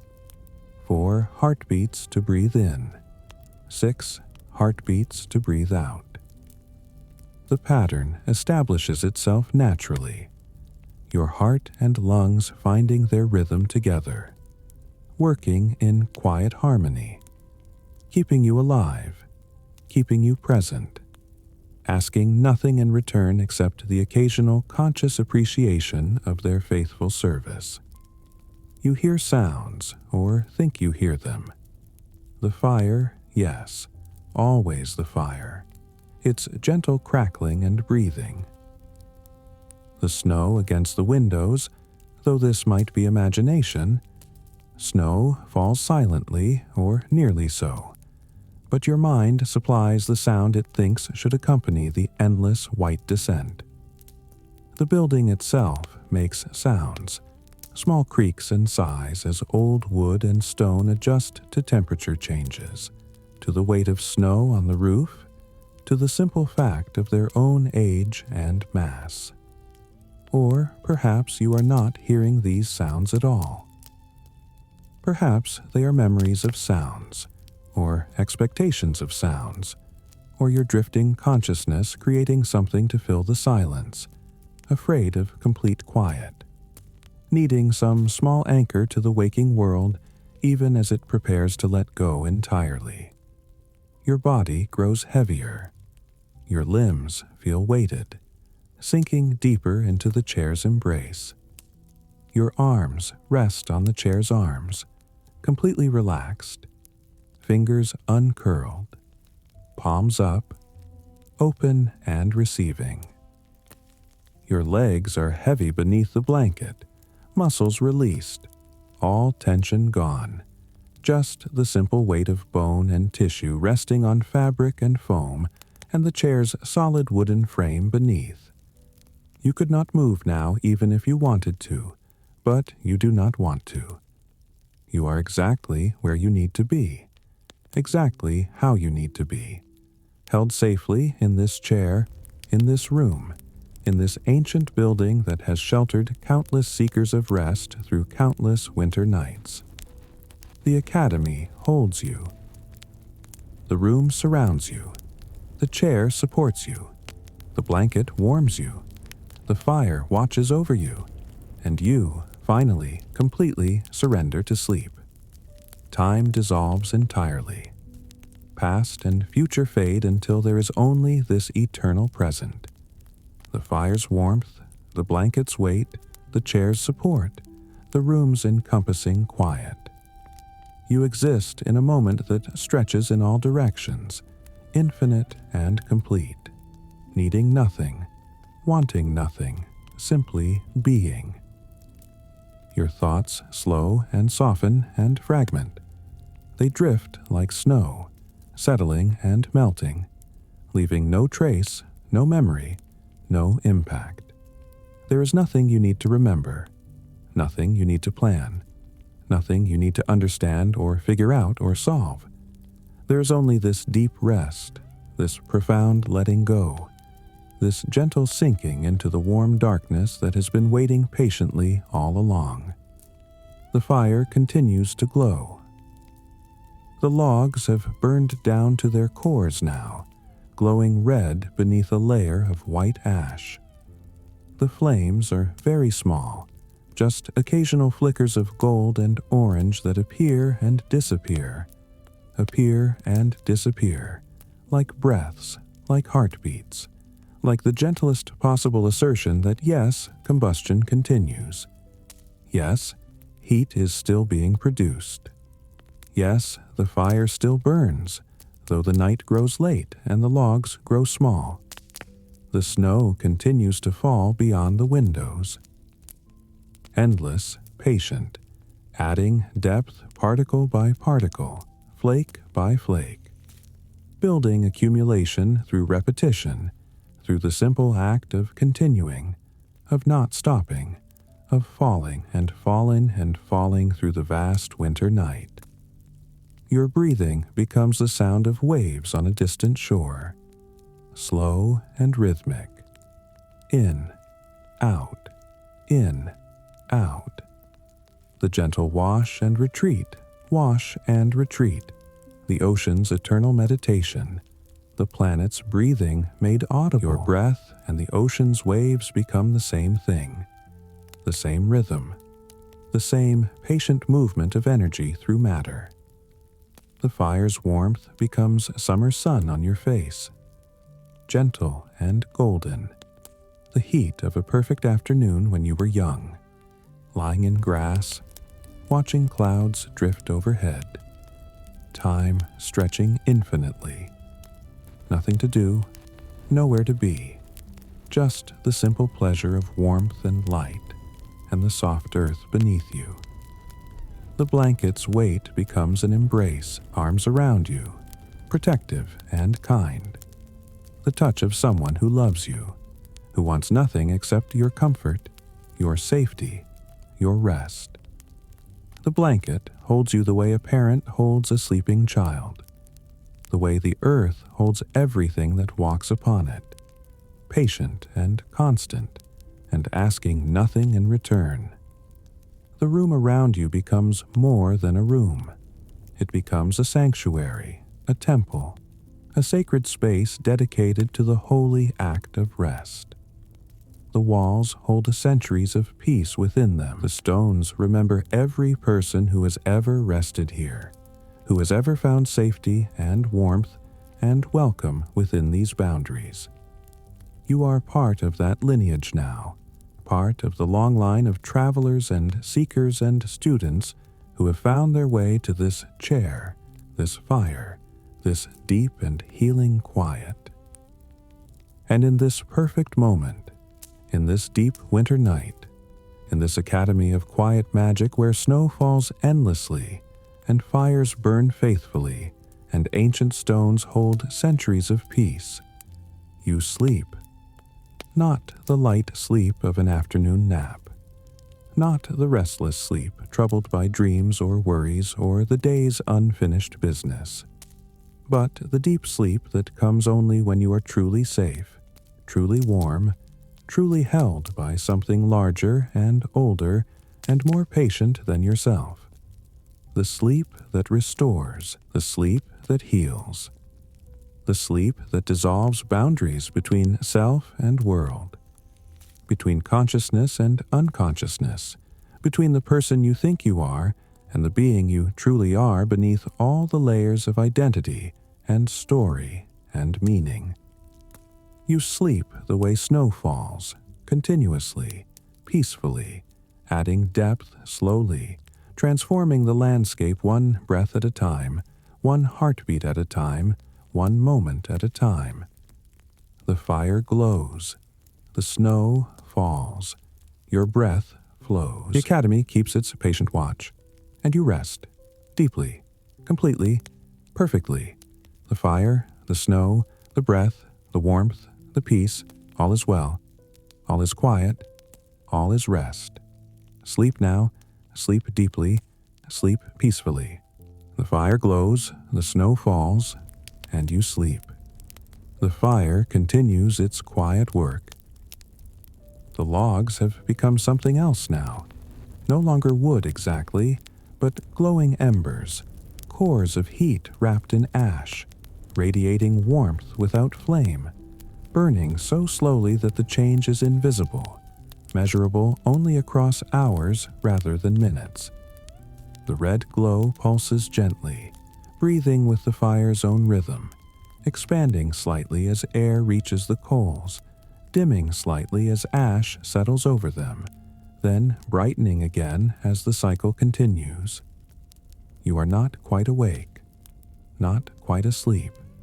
You exist in that liminal space between states, that threshold country where consciousness becomes fluid, where time loses meaning, where the boundary between self and surroundings grows permeable, soft, negotiable.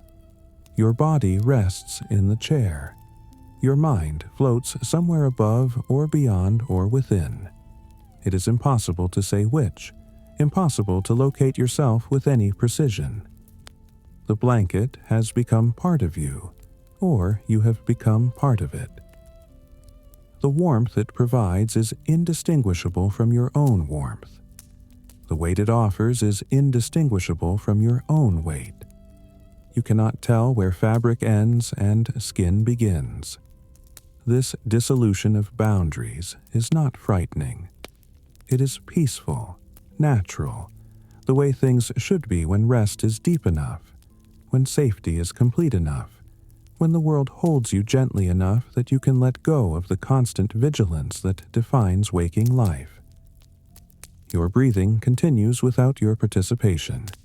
In, out, in, out. Each breath is perfect, exactly as deep as it needs to be, exactly as long, exactly as full. Your body knows how to breathe without being told, has known since the moment of birth, will continue knowing until the final breath, whenever that comes. This knowledge, this automatic wisdom, is deeply comforting. You do not need to manage or control or direct. You can simply allow, simply surrender. Simply, the room holds its vigil around you. The walls stand patient and strong, built from stones cut and placed centuries ago, mortared with skill and care, designed to last through generations, through countless winters, through the slow passage of time that wears away mountains but leaves well-built walls standing. These walls have witnessed so much, so many people, so many conversations, so many moments of rest exactly like this one. They hold the memory of all of it, stored somehow in the stones themselves, in the mortar between them, in the very molecules of the materials that compose them. The candles on the mantel have nearly all expired now. Only 2 remain burning, their flames small and steady, twin points of gold in the dimness. They burn lower with each moment, the wax diminishing, the wicks growing shorter, but still they persist. Still they offer their light, faithful to their purpose until the very last possible moment.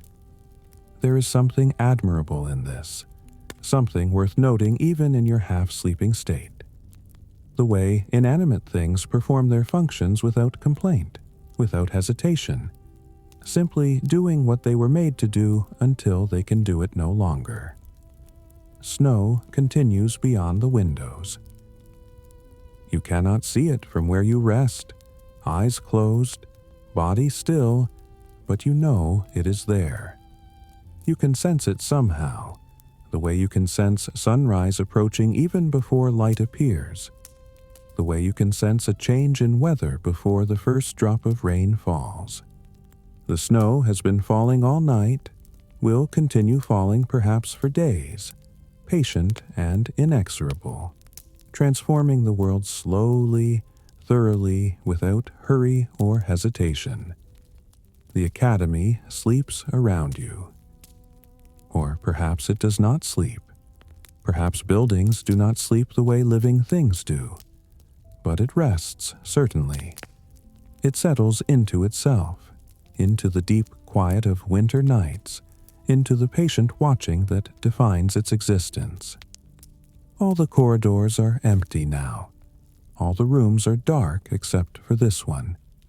All the candles have burned down except for these last few. The building has released the day and entered the night, entered the space of dreams and rest, and the slow restoration that comes when activity ceases and stillness prevails.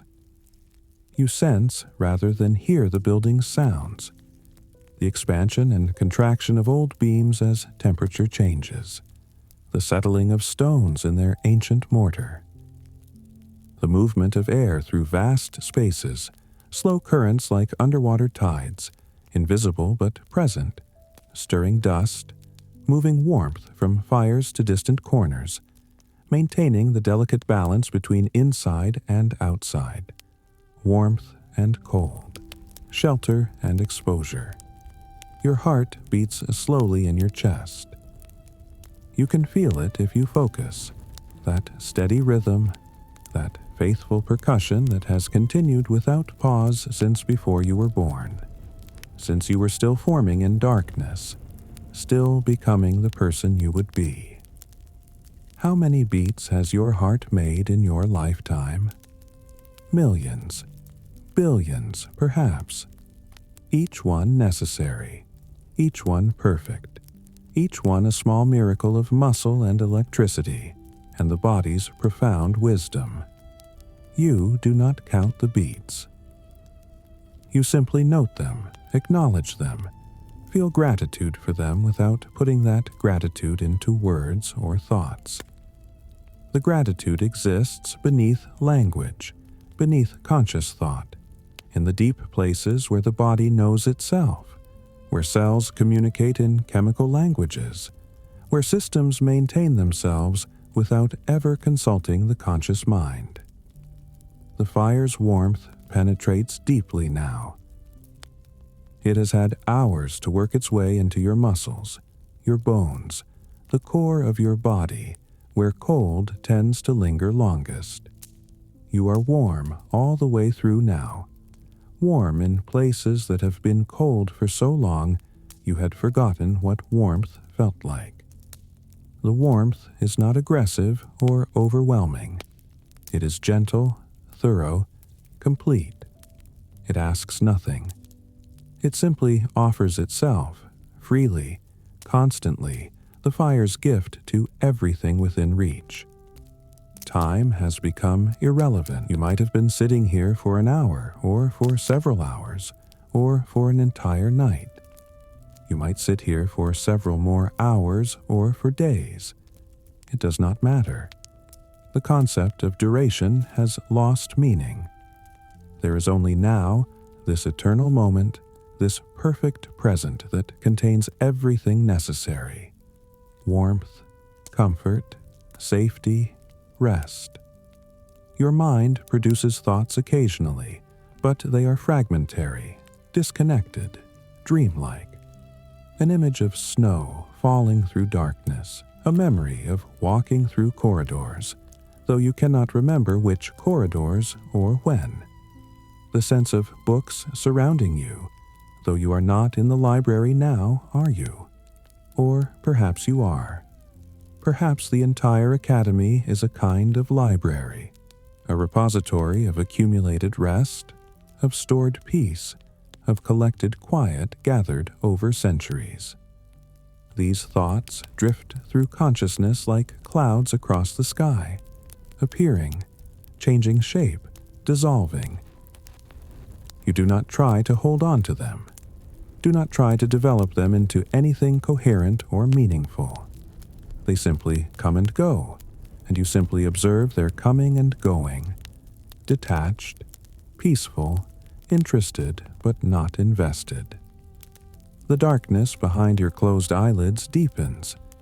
It is not the darkness of absence, but the darkness of presence, rich, thick, velvety, almost tangible.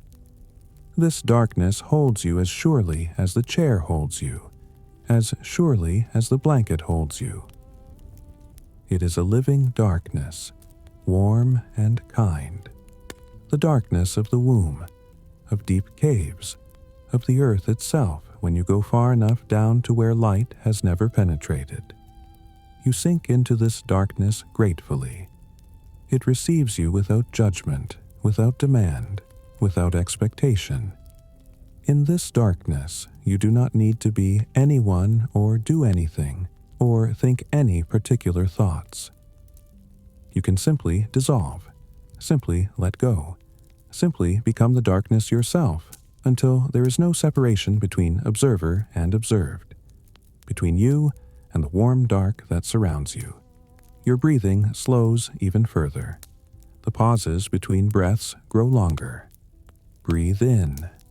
Hold, hold, hold. Breathe out. Hold, hold, hold. The rhythm is so slow now that each breath feels like a complete journey, a full cycle of gathering and releasing, of taking in and letting go, of accepting what is offered and releasing what is no longer needed. The fire glows red through the darkness. You can sense it even with eyes closed, the way you can sense the sun's position even when you cannot see it, the way you can sense the presence of another person in a dark room before they speak. The fire's presence is constant, faithful, a small anchor of warmth and light in the vast darkness of winter night. And somewhere, beneath the threshold of hearing, beneath the threshold of conscious perception, the Academy breathes. The whole vast structure draws breath and releases it, expands slightly and contracts slightly, lives its slow stone life while you rest within it, held safe, held warm, held in the embrace of centuries of accumulated peace and quiet, and the patient watching that old buildings do when they have stood long enough to understand their purpose. You rest. The fire glows, the snow falls. Time passes or does not pass.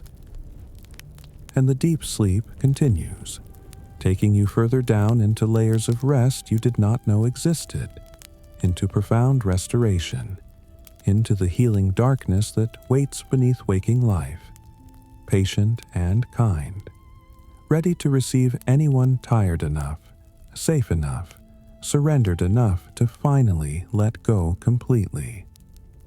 The fire has become embers now. Pure embers, glowing with deep inner heat, radiating warmth without flame, existing in that state between burning and extinguished, that liminal space where transformation continues so slowly it seems like permanence. The embers glow red in the darkness, pulsing gently with each breath of air that reaches them, brightening and dimming in rhythm with the room's invisible breathing. You have descended so deeply into rest that there is almost nothing left of waking consciousness. Just the faintest awareness that you exist, that you are here, that you are held. Even this awareness is not quite thought, not quite perception, more like a sensing, a knowing that exists beneath language, beneath image, in the deep strata where being simply is, without needing to name itself or understand itself. The chair holds you as it has held you for hours. The wood does not tire. The cushions do not complain. The fabric does not grow impatient. These inanimate things perform their function perfectly, asking nothing, needing nothing, simply being what they are: support, comfort, refuge. There is a lesson in this, though you are too deep in rest to articulate it. Something about the grace of things that serve without ego, without expectation, without the need for recognition or reward. The blanket continues its work, trapping heat, creating a microclimate of warmth around your body, maintaining the perfect temperature that allows muscles to release their final holdings, that allows the nervous system to shift into its deepest states of restoration. The wool fibers do not know they are performing this service. They simply exist as they are, woven into patterns, possessing properties that happen to provide exactly what a resting body needs. Beyond the windows, snow continues to fall. It has been falling for hours now, perhaps for the entire night, perhaps for longer. The accumulation must be significant by now. Several inches, perhaps a foot, perhaps more. But you cannot see it, cannot measure it, can only sense it continuing its patient work, adding depth, building layers, transforming the landscape one infinitesimal addition at a time. The academy rests around you. All the corridors are dark now. All the candles have burned down. All the fires except this one have either died to embers or been carefully banked for the night.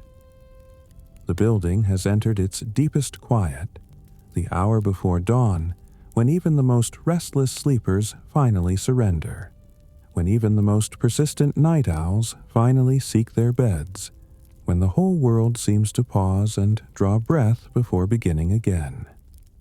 Your heartbeat has slowed to its resting rate. Not the rate of sleep exactly, but something deeper. The rate of profound rest, of the body doing its work of repair and restoration, of cells regenerating, of systems balancing, of all the invisible processes that maintain life conducting their quiet business while consciousness sleeps above them, unaware, unnecessary for this work that the body has known how to do since long before minds evolved to think about it. In this deep rest, dreams begin to stir. Not the vivid narrative dreams of lighter sleep, but something more primitive, more fundamental. Dream images that are more feeling than image, more sensation than story.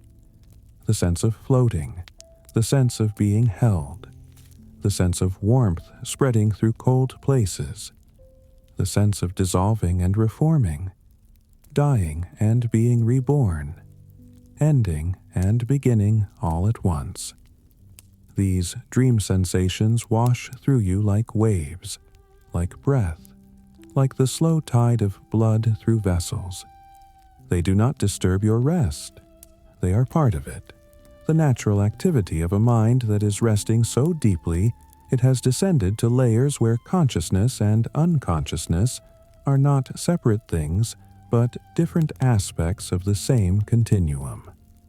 The last candles on the mantle gutter and die. First one, then the other, their flames growing small and smaller, and finally releasing themselves in tiny wisps of smoke that rise straight up in the still air before dispersing. The room darkens further, lit now only by the ember's red glow, by the faint light that somehow seems to come from the snow beyond the windows, that mysterious luminescence that snow possesses even in darkness. In this deeper darkness, rest deepens further still. Your body settles into the chair as though the two are becoming one thing, as though the boundary between your flesh and the chair's fabric is dissolving, as though you are being absorbed into the furniture, into the room, into the building itself. This should be frightening, but it is not. It is peaceful, natural, the ultimate surrender, the final letting go. Your breathing continues, but so slowly now that minutes pass between breaths. Or perhaps not. Perhaps time itself has slowed, has become as thick and heavy as the darkness, as patient as the falling snow. Perhaps each breath still comes every few seconds, but those seconds have stretched, have become longer, have expanded to contain eternities of rest and restoration. The fire's warmth persists even as the embers slowly cool. Heat has soaked into the stones of the hearth, into the walls around it, into the floor before it. These materials hold warmth well. Release it slowly, creating a reservoir of heat that will persist through the remaining hours of night, that will still be present when dawn eventually comes, when light returns, when the long night finally releases its hold and allows the world to wake. But dawn is still far away, hours away. The night is deep and will remain deep for a long time yet. This is the darkest hour, the coldest hour, the hour when sleep is deepest and dreams are strangest, and the boundary between life and death seems thinnest, most permeable, easiest to cross. But you are safe here. The academy holds you. The room protects you. The chair supports you. Nothing can touch you in this place, in this perfect sanctuary of rest. Your mind has descended to the place where memories live. Not recent memories, not the memories of this night's wandering through corridors and libraries and courtyards. Deeper memories, childhood memories. Memories of being held when you were small, of being rocked to sleep, of voices singing soft songs in darkness, of the profound safety that comes from knowing you are protected, that someone watches over you, that you can let go completely because you are held. These memories are not thoughts exactly. They are feelings, sensations, the residue of experiences that shaped you before you had language to describe them, before you had concepts to contain them.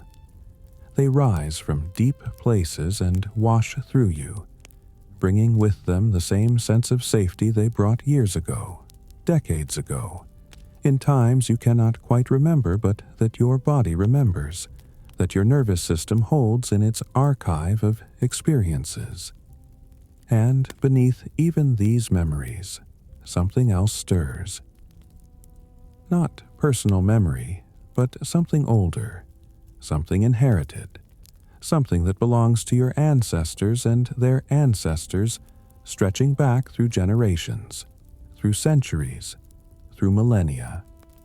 The memory of caves and fires, of huddling together against the cold, of finding shelter and warmth and safety in a dangerous world.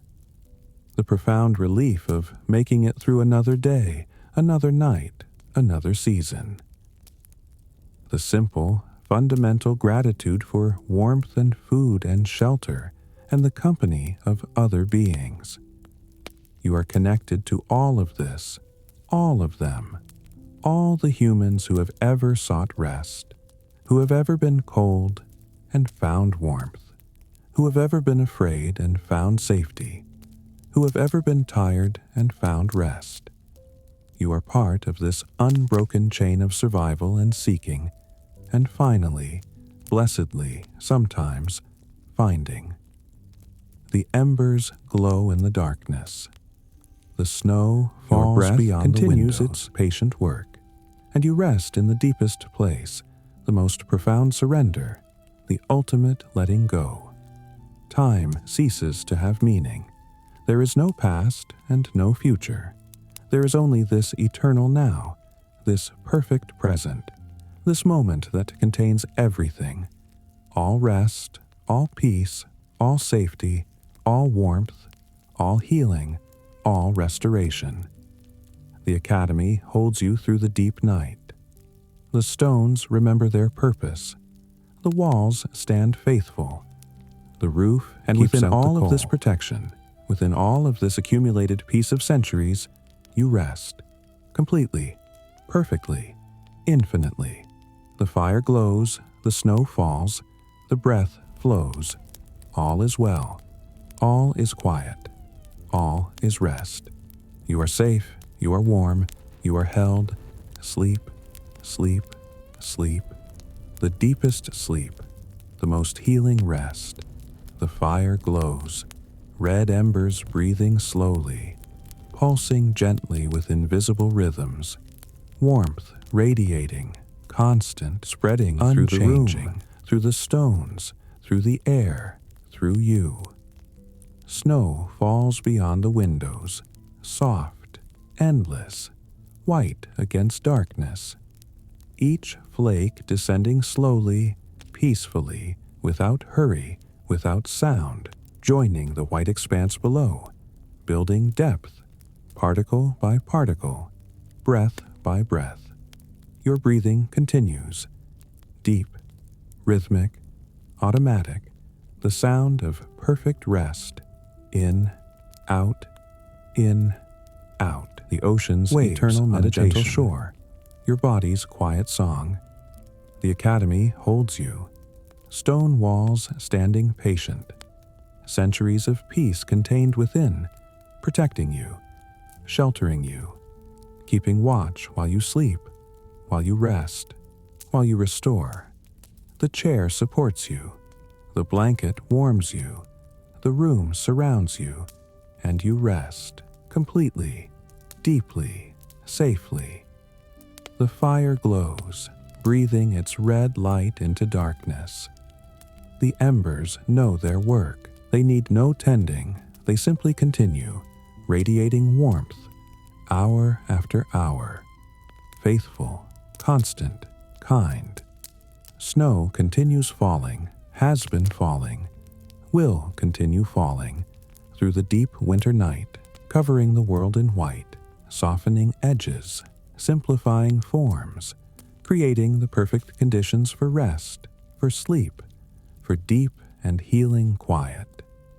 Your breath flows in and out, in and out, slower now, deeper, the rhythm of pattern profound of complete surrender, the body doing its work while the mind floats free. The darkness is warm, the silence is full, the stillness is alive with peace. Winter night surrounds everything, vast and quiet, peaceful and eternal, holding all of this, holding you in infinite gentle rest. The fire, the snow, the breath, the warmth, the peace, all is well, all is quiet, all is rest. The embers glow their patient red, asking nothing, needing nothing, simply being, simply radiating, simply warming the space around them, warming you, keeping you safe through the deep night. Snow falls, flake after flake after flake, each one unique, each one perfect, each one contributing to the whole, building beauty slowly, building depth, building the white world that will greet you when you wake. But that is for later. For now, there is only falling, only the gentle descent through darkness. Your breathing, so slow now, so deep. 4 heartbeats in, 6 heartbeats out. The body knows, the body remembers. The body does its ancient work of rest and restoration. The Academy stands around you, patient stone, ancient wood, glass that has watched countless winters, all of it holding you, protecting you, creating this perfect sanctuary where nothing can harm you, where everything supports your rest, The fire glows, the snow falls, your breath flows. In and out, slow and steady, deeper, softer, warmer. The room is dark but not cold. The night is deep but not frightening. The silence is complete but not empty. Everything is exactly as it should be. Perfect for rest, perfect for sleep, perfect for the deep letting go that heals. Winter night, fire glow, falling snow. Steady breath, all is well. The embers pulse, brighten slightly, dim slightly. Their rhythm matching something, or the slow breathing of the earth itself, or the patient turning of stars above the clouds. All rhythms connecting, all patterns aligning, all of existence breathing together. Snow, endless snow, patient snow, falling through vast darkness, visible for moments in whatever light escapes the windows, then disappearing below, becoming part of the accumulation, part of winter's slow work, part of the white peace covering everything. Your breath, in, out, in, out. The most basic rhythm, the first rhythm, the rhythm that began at birth and continues now, continues always, requiring nothing from you, asking nothing, simply happening, simply being, simply carrying you through time on its gentle waves. The Academy watches over you. The winter night embraces you, and you rest completely, perfectly, endlessly. The fire glows, radiating, warming, keeping its light so dim now, just the faintest red glow in deep darkness. But warmth remains. Warmth persists. Warmth continues its gentle work. The snow falls, will fall through all the remaining hours of darkness, will still be falling when first light comes, but that is far away. That is another world. This world is now, is darkness, is rest, is the perfect peace of deep winter night. Your breath, the quietest sound, barely audible, just in the soft movement of air. In, out, life continuing, rest deepening, peace expanding. All is well, all is quiet, all is rest. Sleep now, sleep deeply, sleep peacefully. The Academy watches over you. The stones remember their purpose. The walls stand strong. The roof keeps out the cold. And within all this protection, you rest. The fire, so faithful, glowing, warming, asking nothing in return, simply being what fire is, simply doing what fire does, transforming, radiating, blessing everything within reach. The snow, so patient, falling, accumulating, changing the world slowly, beautifully, perfectly, one flake at a time, one moment at a time, building towards something magnificent through simple persistence. Your breath, so perfect, so automatic, so deeply wise, knowing exactly what your body needs, knowing exactly how to restore you, working its quiet magic while you sleep. The warmth surrounds you, the peace holds you, the safety contains you, and you rest in the deepest place, the most profound surrender. Winter night, endless and kind, vast and gentle, holding everything in its dark embrace, holding you most of all, keeping you safe, keeping you warm, keeping you wrapped in peace. The fire glows, the snow falls, and you sleep in complete safety, in perfect warmth, in infinite peace. The embers, the breaths, the flakes, all continuing, all patient, all faithful to their nature, and you, resting, sleeping, healing, restoring, becoming whole again in the deep quiet of this winter night. All is well. The fire glows. Warmth remains. Constant, eternal. The gift that keeps giving, asking nothing. Simply warming. Simply being. The snow falls. Beauty continues. White upon white. Depth upon depth. The world transforming while you sleep.